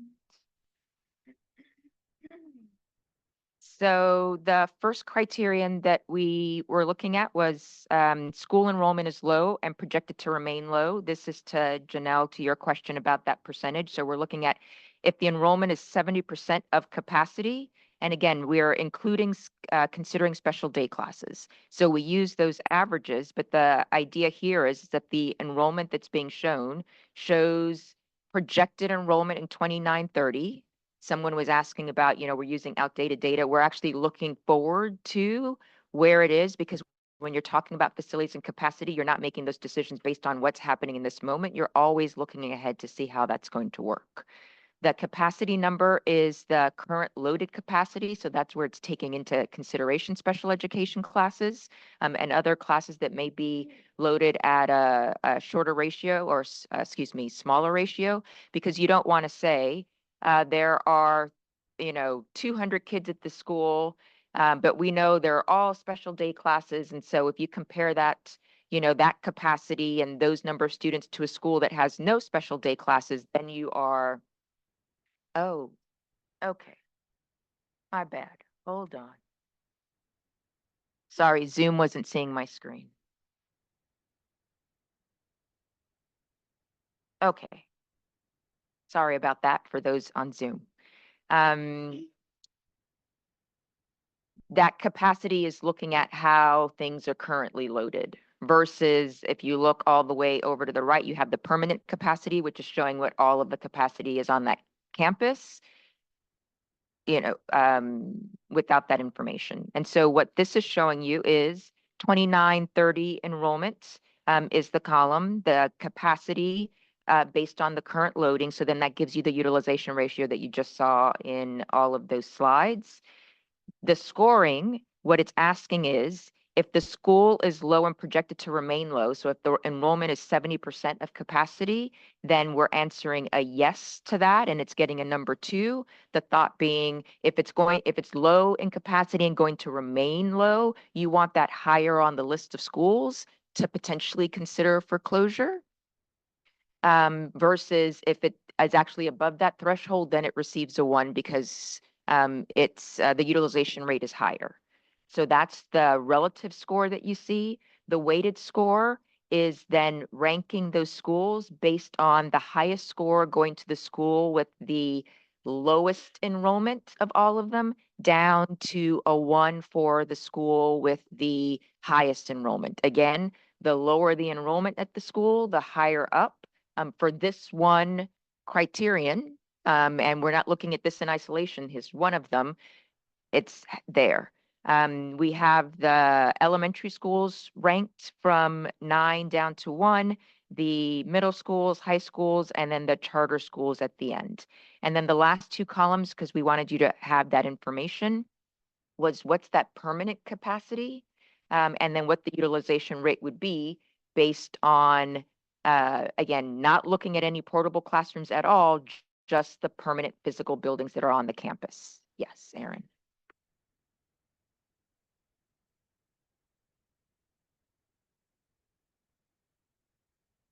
I'm just trying to wrap my head around the numbers because I was going to say, that's a peek there's a into lot my of 'em. brain. But I work at Montgomery, so I'm familiar with the fact that they're building a large building on our campus right now.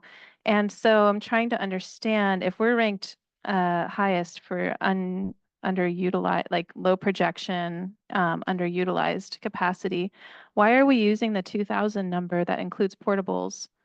Like, why wouldn't we use the number that has the permanent capacity for that ranking? And also, how will that be affected when our new building is supposed to be utilized next year? So we include the portables when we're looking at that ranking, because the reality is that they're there and students are occupying them. The portables are not there.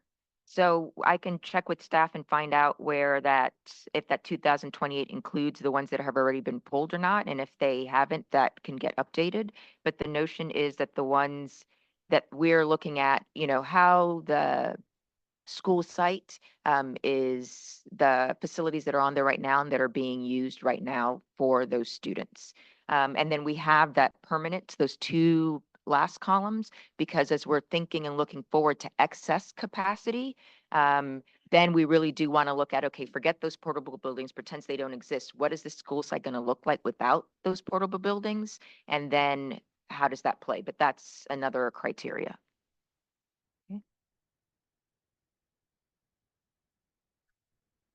I was just going to piggyback on that because on Santa Rosa Middle, the same situation. The portables are now gone over summer. I think there's 1 or 2 left. So we'll double check that. Yeah. And it could be especially in your, if they're, it might have been offset by the permanent building. So they took out the portables, but those classrooms are being replaced by the permanent ones. And so it roughly ends up the same, but we will double check. All right, so that's criterion number 1. Do you have a? Okay. I see the microphone in your hand, ready to push the button. And just so you know, we know everybody has a different way of processing, et cetera. So at the beginning of next meeting, we'll have 15 minutes to go. Okay, now that you've had time to for that to seep in, any questions on last time? So when we're looking at the weighted score is the one that we're focusing on. If it's a higher weighted score, that's a consideration. Well, I think it's a consideration, but ultimately, and you'll see when we're all said and done, because the relative score is 1s and 2s, you're going to end up with school sites that have the same number.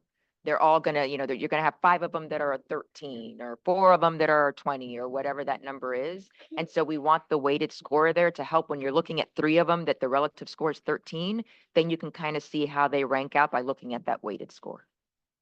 Okay. My other thing, I'm at Hilliard Comstock, and I know that I'm making use of 39% of my capacity. And it is the only actual middle school on the west side of town, not a charter school. So just the curiosity is, if we shut down, then those families have no access except for going across town. We'll get to that. So just a thought. All right.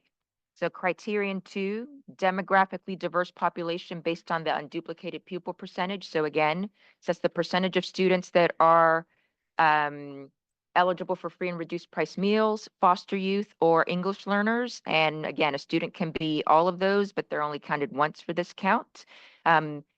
All of you, I think if I asked you the question, how would you define diverse? You'd all come up with a different metric. And so this is something that the state has established. And so we're using this as a proxy in this case for that. And we were looking at a range of 40 to 60%. Again, I could ask all of you and you could think that diversity means 75% of a mix. Somebody else could think it means 25. And so we're like, okay, Goldilocks, 50%. And then we're looking at that range on either end. So you have the unduplicated pupil percentage for each school site. The next column, the variance from 50, because we're trying to see how far above or below that 50% is to get you within that 40 to 60% range. So if the unduplicated pupil percentage is between that 40 to 60% range, this time you get if it's a yes, you get a 1, because again, a more diverse school, those are ones that you would want to have lower on the list potentially of consideration for closure, versus if it's not a diverse school, that would be potentially higher on the list of a consideration. So those would get a 2. And then the weighted score is the highest score goes to the school with the least diverse population. So that variance from 50, the further away you are from 50 on either end, then higher that weighted score is. And so you can see, for example, Abraham Lincoln, it's 36.48%, the variance from 50. And that one is higher than Proctor Terrace, which is only 9.2% away from that 50% Goldilocks number. Does that make sense? And then again, broke it down by elementary, middle, no? Okay. So we're trying to, for the weighted score, the Goldilocks that you're looking for diversity is saying it's 50%, right? So the further away you are from 50%, the less diverse you start to get as you get further and further away, whether you're getting down to 10% or whether you're going up to 90%, right? And so what this is doing is looking at, it's scoring that delta. So 9.2% for Proctor, for example, that's the school that based on its unduplicated pupil percentage is closest to that 50%. So it's lowest on the list because it's more diverse. If you'll grab your mic so that the folks on Zoom. The high school one. Okay. So if 50% is diverse, then this means that Maria Carrillo is more diverse than Pioneer High School? Marine. Well, so it's actually the opposite. So So for it's Pioneer, less diverse. correct. Maria Carrillo is less diverse than Pioneer is. If 50% is diverse. If 50% is the metric that we're using and we're looking for the difference from. So Pioneer is 64.16 UPP. So it's a 14% difference from that 50 versus Maria Carrillo, which is 20. Okay. UPP is the actual. All right. It's okay. We're taking you back to, quite no. All right. So criterion 3, this is excess classroom capacity excluding the portables. All right. So again, we have the 20, 29, 30 enrollments. We have the permanent capacity because without the portable classrooms, and then you subtract A from C, and that lets you know what your excess capacity is. So if it has excess capacity, you get a yes. Again, you have excess, that's higher up on the list. As you'll note, we only have one elementary school and 2 of the charter schools that do not have excess capacity. Everyone else does. And then the weighted score is the highest score going to the school with the most excess capacity. Again, that's the more empty classrooms you have, the less utilized that campus is. And so it would be potentially higher, or it would be higher on the list of potential school closures. That one's easy math. All right. Criterion 4. This one gets a little, so enrollment includes positive intra-district or inter-district transfers. And so what you see here is a column based on that chart that we showed you earlier of how many students have come into that school that were not within the attendance boundaries of that school. The next column is how many kids from that attendance boundaries are moving out and going to another school, either in both of these cases, either within the district or another school district, charter school, private school, they're not here, even though they're within the attendance boundaries. And so then you have the net number. As you see, some are positive. That means they've gotten more students than they've lost. And some are negative, meaning more students are going out than have actually come in. So we took that, since these were from 23-24, we took the 23-24 enrollment data and we determined a percentage. So this is the percentage of transfers. So basically as a percent of the total enrollment. And then that's what you see in that other column. And the scoring here is if there is a positive inter-district or intra-district transfer, there's a positive number of more kids coming in than going out. That notion would be, oh, that must be a more desirable school because more people are transferring there. That argument could be made. Then it's getting a 1 because that would be lower on the list because it's more attractive and more families are asking to go there, versus if it's a negative percentage, that means more families are moving out for one reason or another. And so that would get a no. So it would be higher on that list because you're actually less students than would be within those attendance boundaries. All right. So that's the 1 or the 2. And then the weighted score is the highest score goes to the school with the lowest percentage of transfers. And so in that respect, you're trying to figure out as it pertains to which schools might be likely for closure is basically do the attendance boundaries of that school site, are they keeping their kids one way or the other? And so the score is going from those that are the transfer rates are higher one way or the other, then that is higher on the list because there's a lot of movement there. Yes, Janelle. And sorry, I want to note one thing while you were talking about texting your husband. I did just look at my clock and see that it's 7:31. And so we are Texting husband you'd like now, to. everyone. If you want, gotta let them know that, you know, to go to bed without a kiss from mama. So it's, so is everyone, can I get a thumbs up? Is everyone okay for another half an hour? I think between that and then you got 28 minutes? Got 15? All right. We only got 2 more cards, so go for it. So it looks like Slater and LC Allen have a very high, there are a lot of transfers out, Yes. but yet they only have a weighted score of 1. Where is, So you said LC? LC Allen and Slater. So there's It's, good, but oh, this is saying that a sorry. lot, 722 students are leaving LC Allen.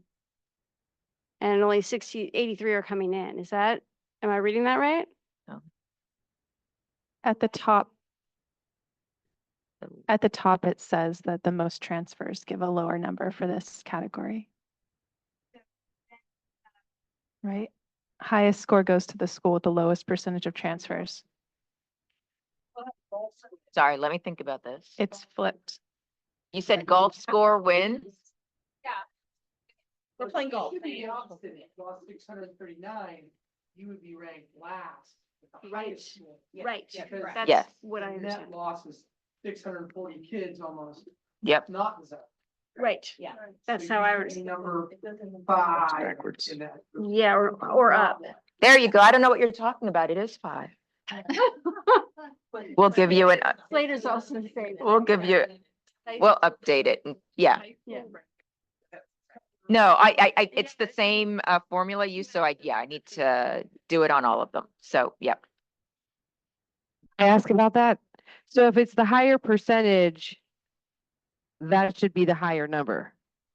The higher, right, because it would be higher on the list So- of potential closures. So then you would look, so Santa Rosa High would be number 1, not number 2. Santa Then Rosa High is. Korea would be number 2, right? Or So Maria, I redid down here. So Maria Carrillo is actually is 1.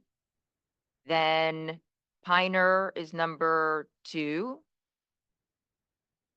Because it's not about positive or negative. It's just about, again, that delta, what's that percentage? okay. Montgomery is number 3. Santa Rosa High is number 4. And LC Allen is number 5. Thank you. Just Yes, another Ben. clarification question. So the charters, I get that the charters can't be the same in terms of, they don't have a home district or boundary that they're recruiting from, so you don't have the same in and out there. But we do have data on the in or out, or I guess in from outside the district, which was reported earlier as well. Yes. Is there any value in putting that here as well? I guess maybe I'm saying there potentially is value in putting the externals from the district recruiting in for the charters and rating them. That's an interesting one. And I think the reason we didn't include it in here is just because with They don't have charter schools, boundaries. it's not, there's no boundaries. Yeah, I They get the- accept everyone. It's not in and out. So what you are proposing The or interdistrict. thinking about is if they're attracting students from outside the district, that would be good to know. Right, yeah. Okay, so we can check and see if we have that info. Well, it was presented earlier in the data, Yes. so we have the info, just adding it to the rating. I just don't know if, we'll need to see whether, because that was technically inter and intra. So we'll just need to see, is it just, are they attracting students It's- from within the district? It's split in here. There Okay. was Oh, that's external right. The district as in well. was split, the outs Yep, wasn't. yep. Thank you. I'm just making my. Okay. So we will update these and they'll also get updated on the website. Oh. Just push once and then. Oh, we have one here. So I was asked, looking at Ridgeway High School also, why is it not included? So we didn't include Ridgeway because it's a continuation high school. And so those aren't, necessarily volunteered transfers in and out. Students are placed there depending on a various number of factors. And so that's why we didn't include them as in and out. It's also because it's a continuation high school, it's a special program within the district. And so when you're looking at any of these and at these scores, closing that continuation school really won't impact those broader numbers because every year those numbers can be different. They can, and I'm making up numbers, they could have 2 kids tomorrow or 100, next year. That is really variable just because of the nature of that program.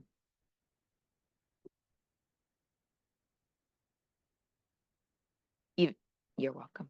Yvette, you said you had a question?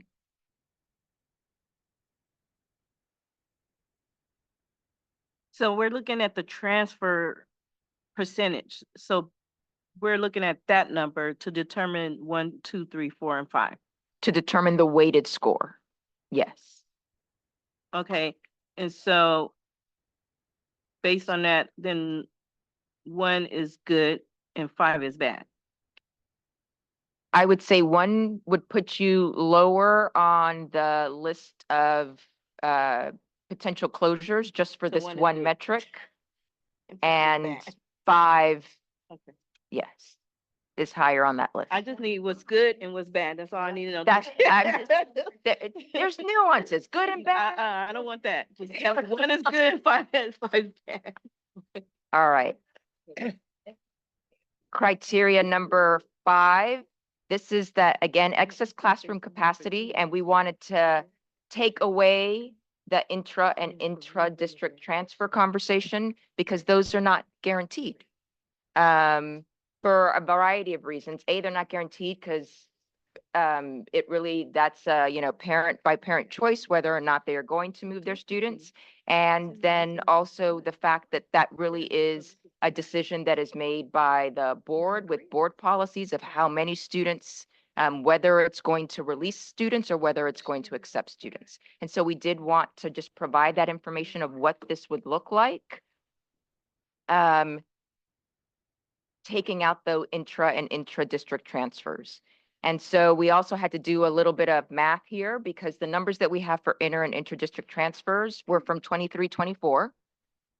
The projections for that aren't part of that conversation. And so what we did was take that percentage that we determined that that specific school had last year and use that to basically adjust the enrollment that would be at that school in the future. So for example, Abraham Lincoln this year had, or 23-24 had a positive inter and intra-district transfer. They had about 8% of their student body that came in from somewhere else, at either another school site or another district.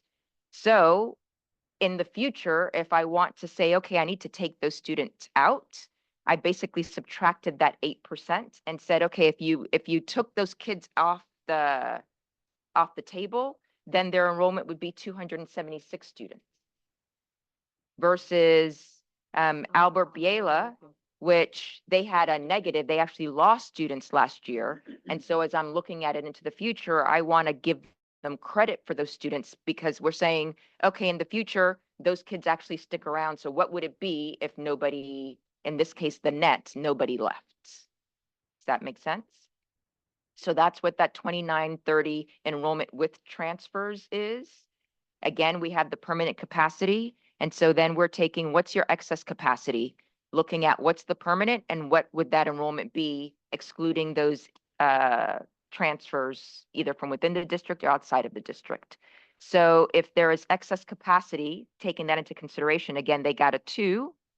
And if there's no excess capacity, they got a 1. And as you can see, you have just a couple of, or 1, 2, 3 schools that would not have excess capacity under that scenario that received a 1. And then the weighted scores, the highest score is going to the school with the most, again, excess capacity. All right. Yes, Ben. It might be an odd request in here, but looking at the charters, obviously, if you didn't have transfers, they all go to 0, right? But they all are sites that have capacity. So should they be included in terms of the weighted scale here with excess capacity that they would have? Just trying to rank them with everything else without as the well. inter and Right, it's kind of a intra-district. funny thing, but they are physical sites that would have capacity in that case.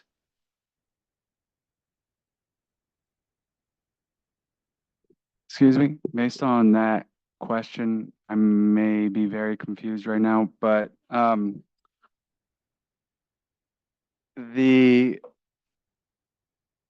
so if a student, like an intra-district transfer, is a student going from Abraham Lincoln to Proctor Terrace, the money stays in the An district. inter, correct, is within the district. Yeah, an inter, and then an intra is a student coming from the Roseland School District to attend Abraham Lincoln. So I'm having a little bit of a hard time understanding why they're lumped together, because essentially, and I know we're looking at facilities, that doesn't make sense to me, but I just want to put that out there. But then based on what the chair just said, when a student transfers or gets into Cesar Chavez Language Academy from Albert Biela, how is that treated? Is that an intra or an inter or other? Well, I think that's part of what we were discussing is we didn't include the charters in here because for the charter schools, it's not an inter or an intra. This district is basically losing a student. There is not a sign off that the district gives. That is not a yes, you can go to that charter school or not. The student has, or the parent has the ability to make that choice for its student. And so we didn't look at them as having positive or negative inter or intra-district transfers because it's technically and legally a separate LEA that it doesn't require those for, as our demographer mentioned, it's not one of those quote unquote formal channels in that way. So for the charter schools, would it make sense to know how many of the students there are from the Santa Rosa City Schools? That's what Ben asked with the prior criteria, if we could, if the district has the information to disaggregate which ones are coming from within the district and how many students are coming from outside of the district. And that data actually is in the slide deck. It is. Split So you out just gotta from break it, within yeah. and without the district for each site. So that data was actually presented or is in the slide deck spreadsheet. And on that note, is there any way, like I really appreciate today's presentation and the amount of information, but I looked at the agenda over the weekend and was very disappointed to just find the minutes. Is there any way that we can actually get because like, unless we're doing like normal school where you go to school and you get a lesson and then you go home and do your homework, but I was ready to read this and come to this meeting prepared rather than sitting here trying to understand what the very incredible demographic person presented, but I'm still trying to figure out like slide number 5. And here we are talking about the different criteria. That's just my suggestion or comments. And I don't know if it's like illegal to share this data on the website, but that would have been super helpful for this conversation and all conversations moving forward.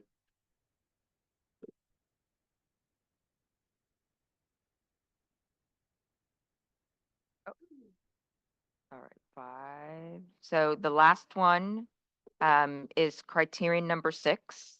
And the notion here is proximity to schools with the capacity to accommodate incoming students.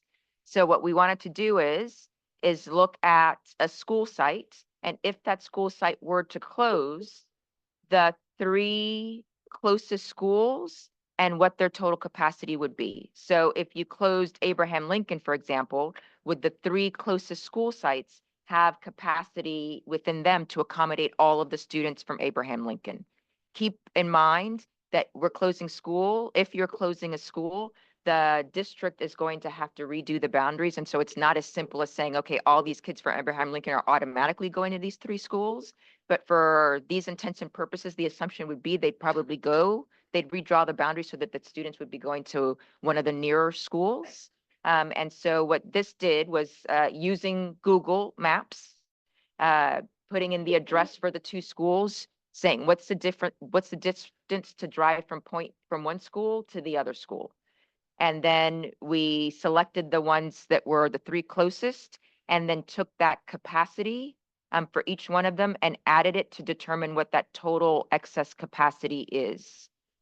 So again, Abraham Lincoln, the 3 closest schools were Biela, Lehman, and Monroe. You'll actually see that Luther Burbank is also a slightly less yellowy or orange, depending on what colors you're looking at, a slightly lighter shade, because there was Biela and Burbank were actually equidistant from Lincoln. And so in that case, we used the school with the highest capacity. All right. Yes. Yeah, another comment about the charters here just being treated a little bit differently. So Yep. in this case, different than some of the other data that's in here, they're mostly elementary schools. So wouldn't it be better to look at these from a site perspective in the same mix of the other elementaries, for example, for location if those sites were impacted? And we didn't look at that because you cannot require a student to attend a charter school. So if one of these other schools were closed, you can't redraw boundaries and say, okay, now kids, all of you are going to this charter school. That and the fact that the charter schools are, a couple of them are language schools, they're very Program a aspect. specific program. And again, a parent might not want their student to go to a French immersion charter school. And so that's why we kept them separate and treated them differently, because you cannot, The program. exactly. So they are choice in that respect. Yes. I was going to say, how do we keep getting one less mic every time?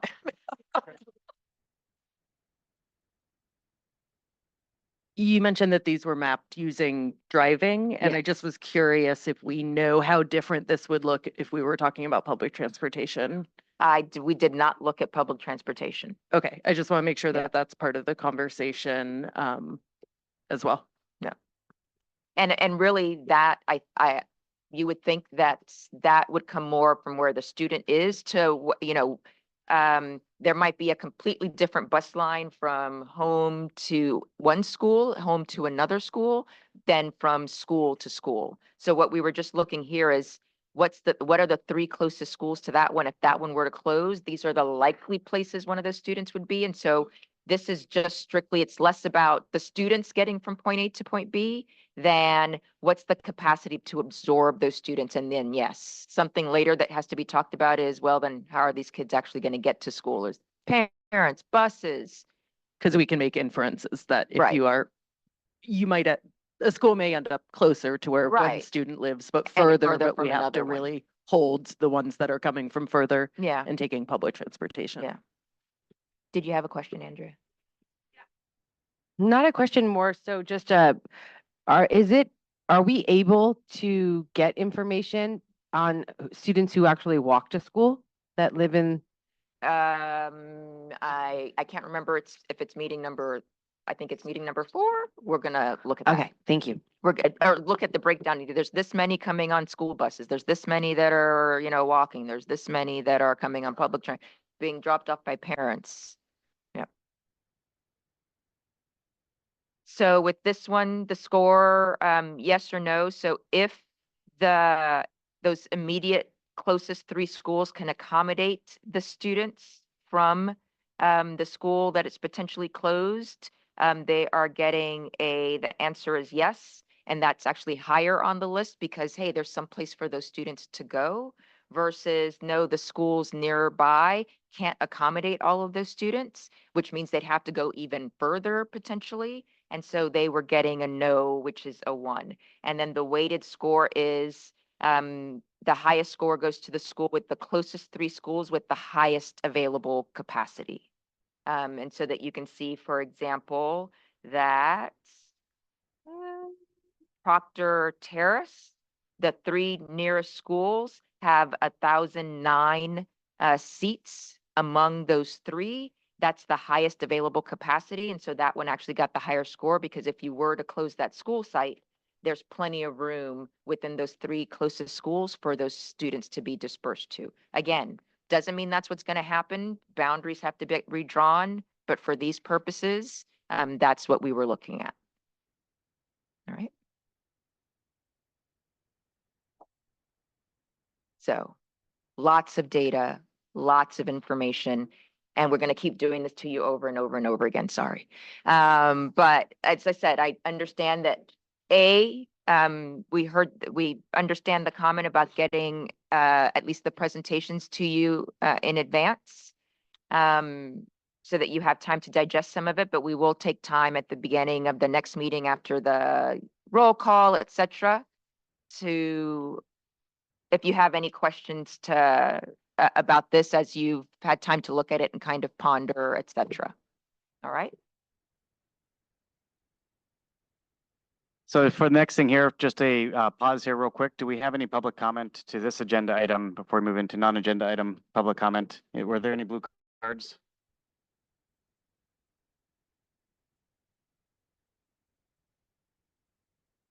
Okay, no blue cards. So then moving to general public comment on non-agenda items. Any blue cards on that or no blue cards? No blue cards. Okay. All right. In So that case, yeah, next steps. next meeting is going to be October 7th, and then we'll be looking at the facilities. So we'll be looking at them side by side. You know, what the classrooms, which ones are portables, which ones are permanent, where are the, you know, playgrounds, all of those kinds of things, and really looking at that piece of it. The condition of the facilities master plan will play a big part of that. And so that'll be that conversation that will be happening. Okay. We'll be meeting back in here, lady. Yeah. Looks like this worked. Give us a little bit more room. So. All right. In that case, we'll. Hold on, Oh, Melissa not had yet. her hand raised. Sorry. Will we be getting this information digitally like we did the Yes. last one? Okay. Thank you. Another question over Oh. here.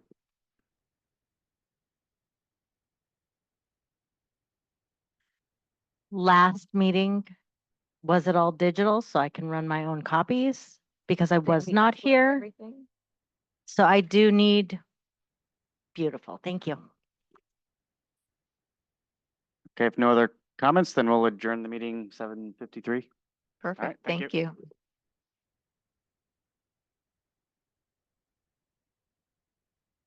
Uh-oh.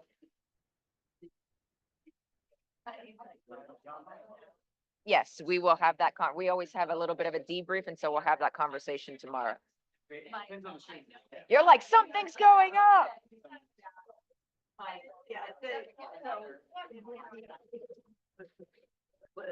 Compared between them.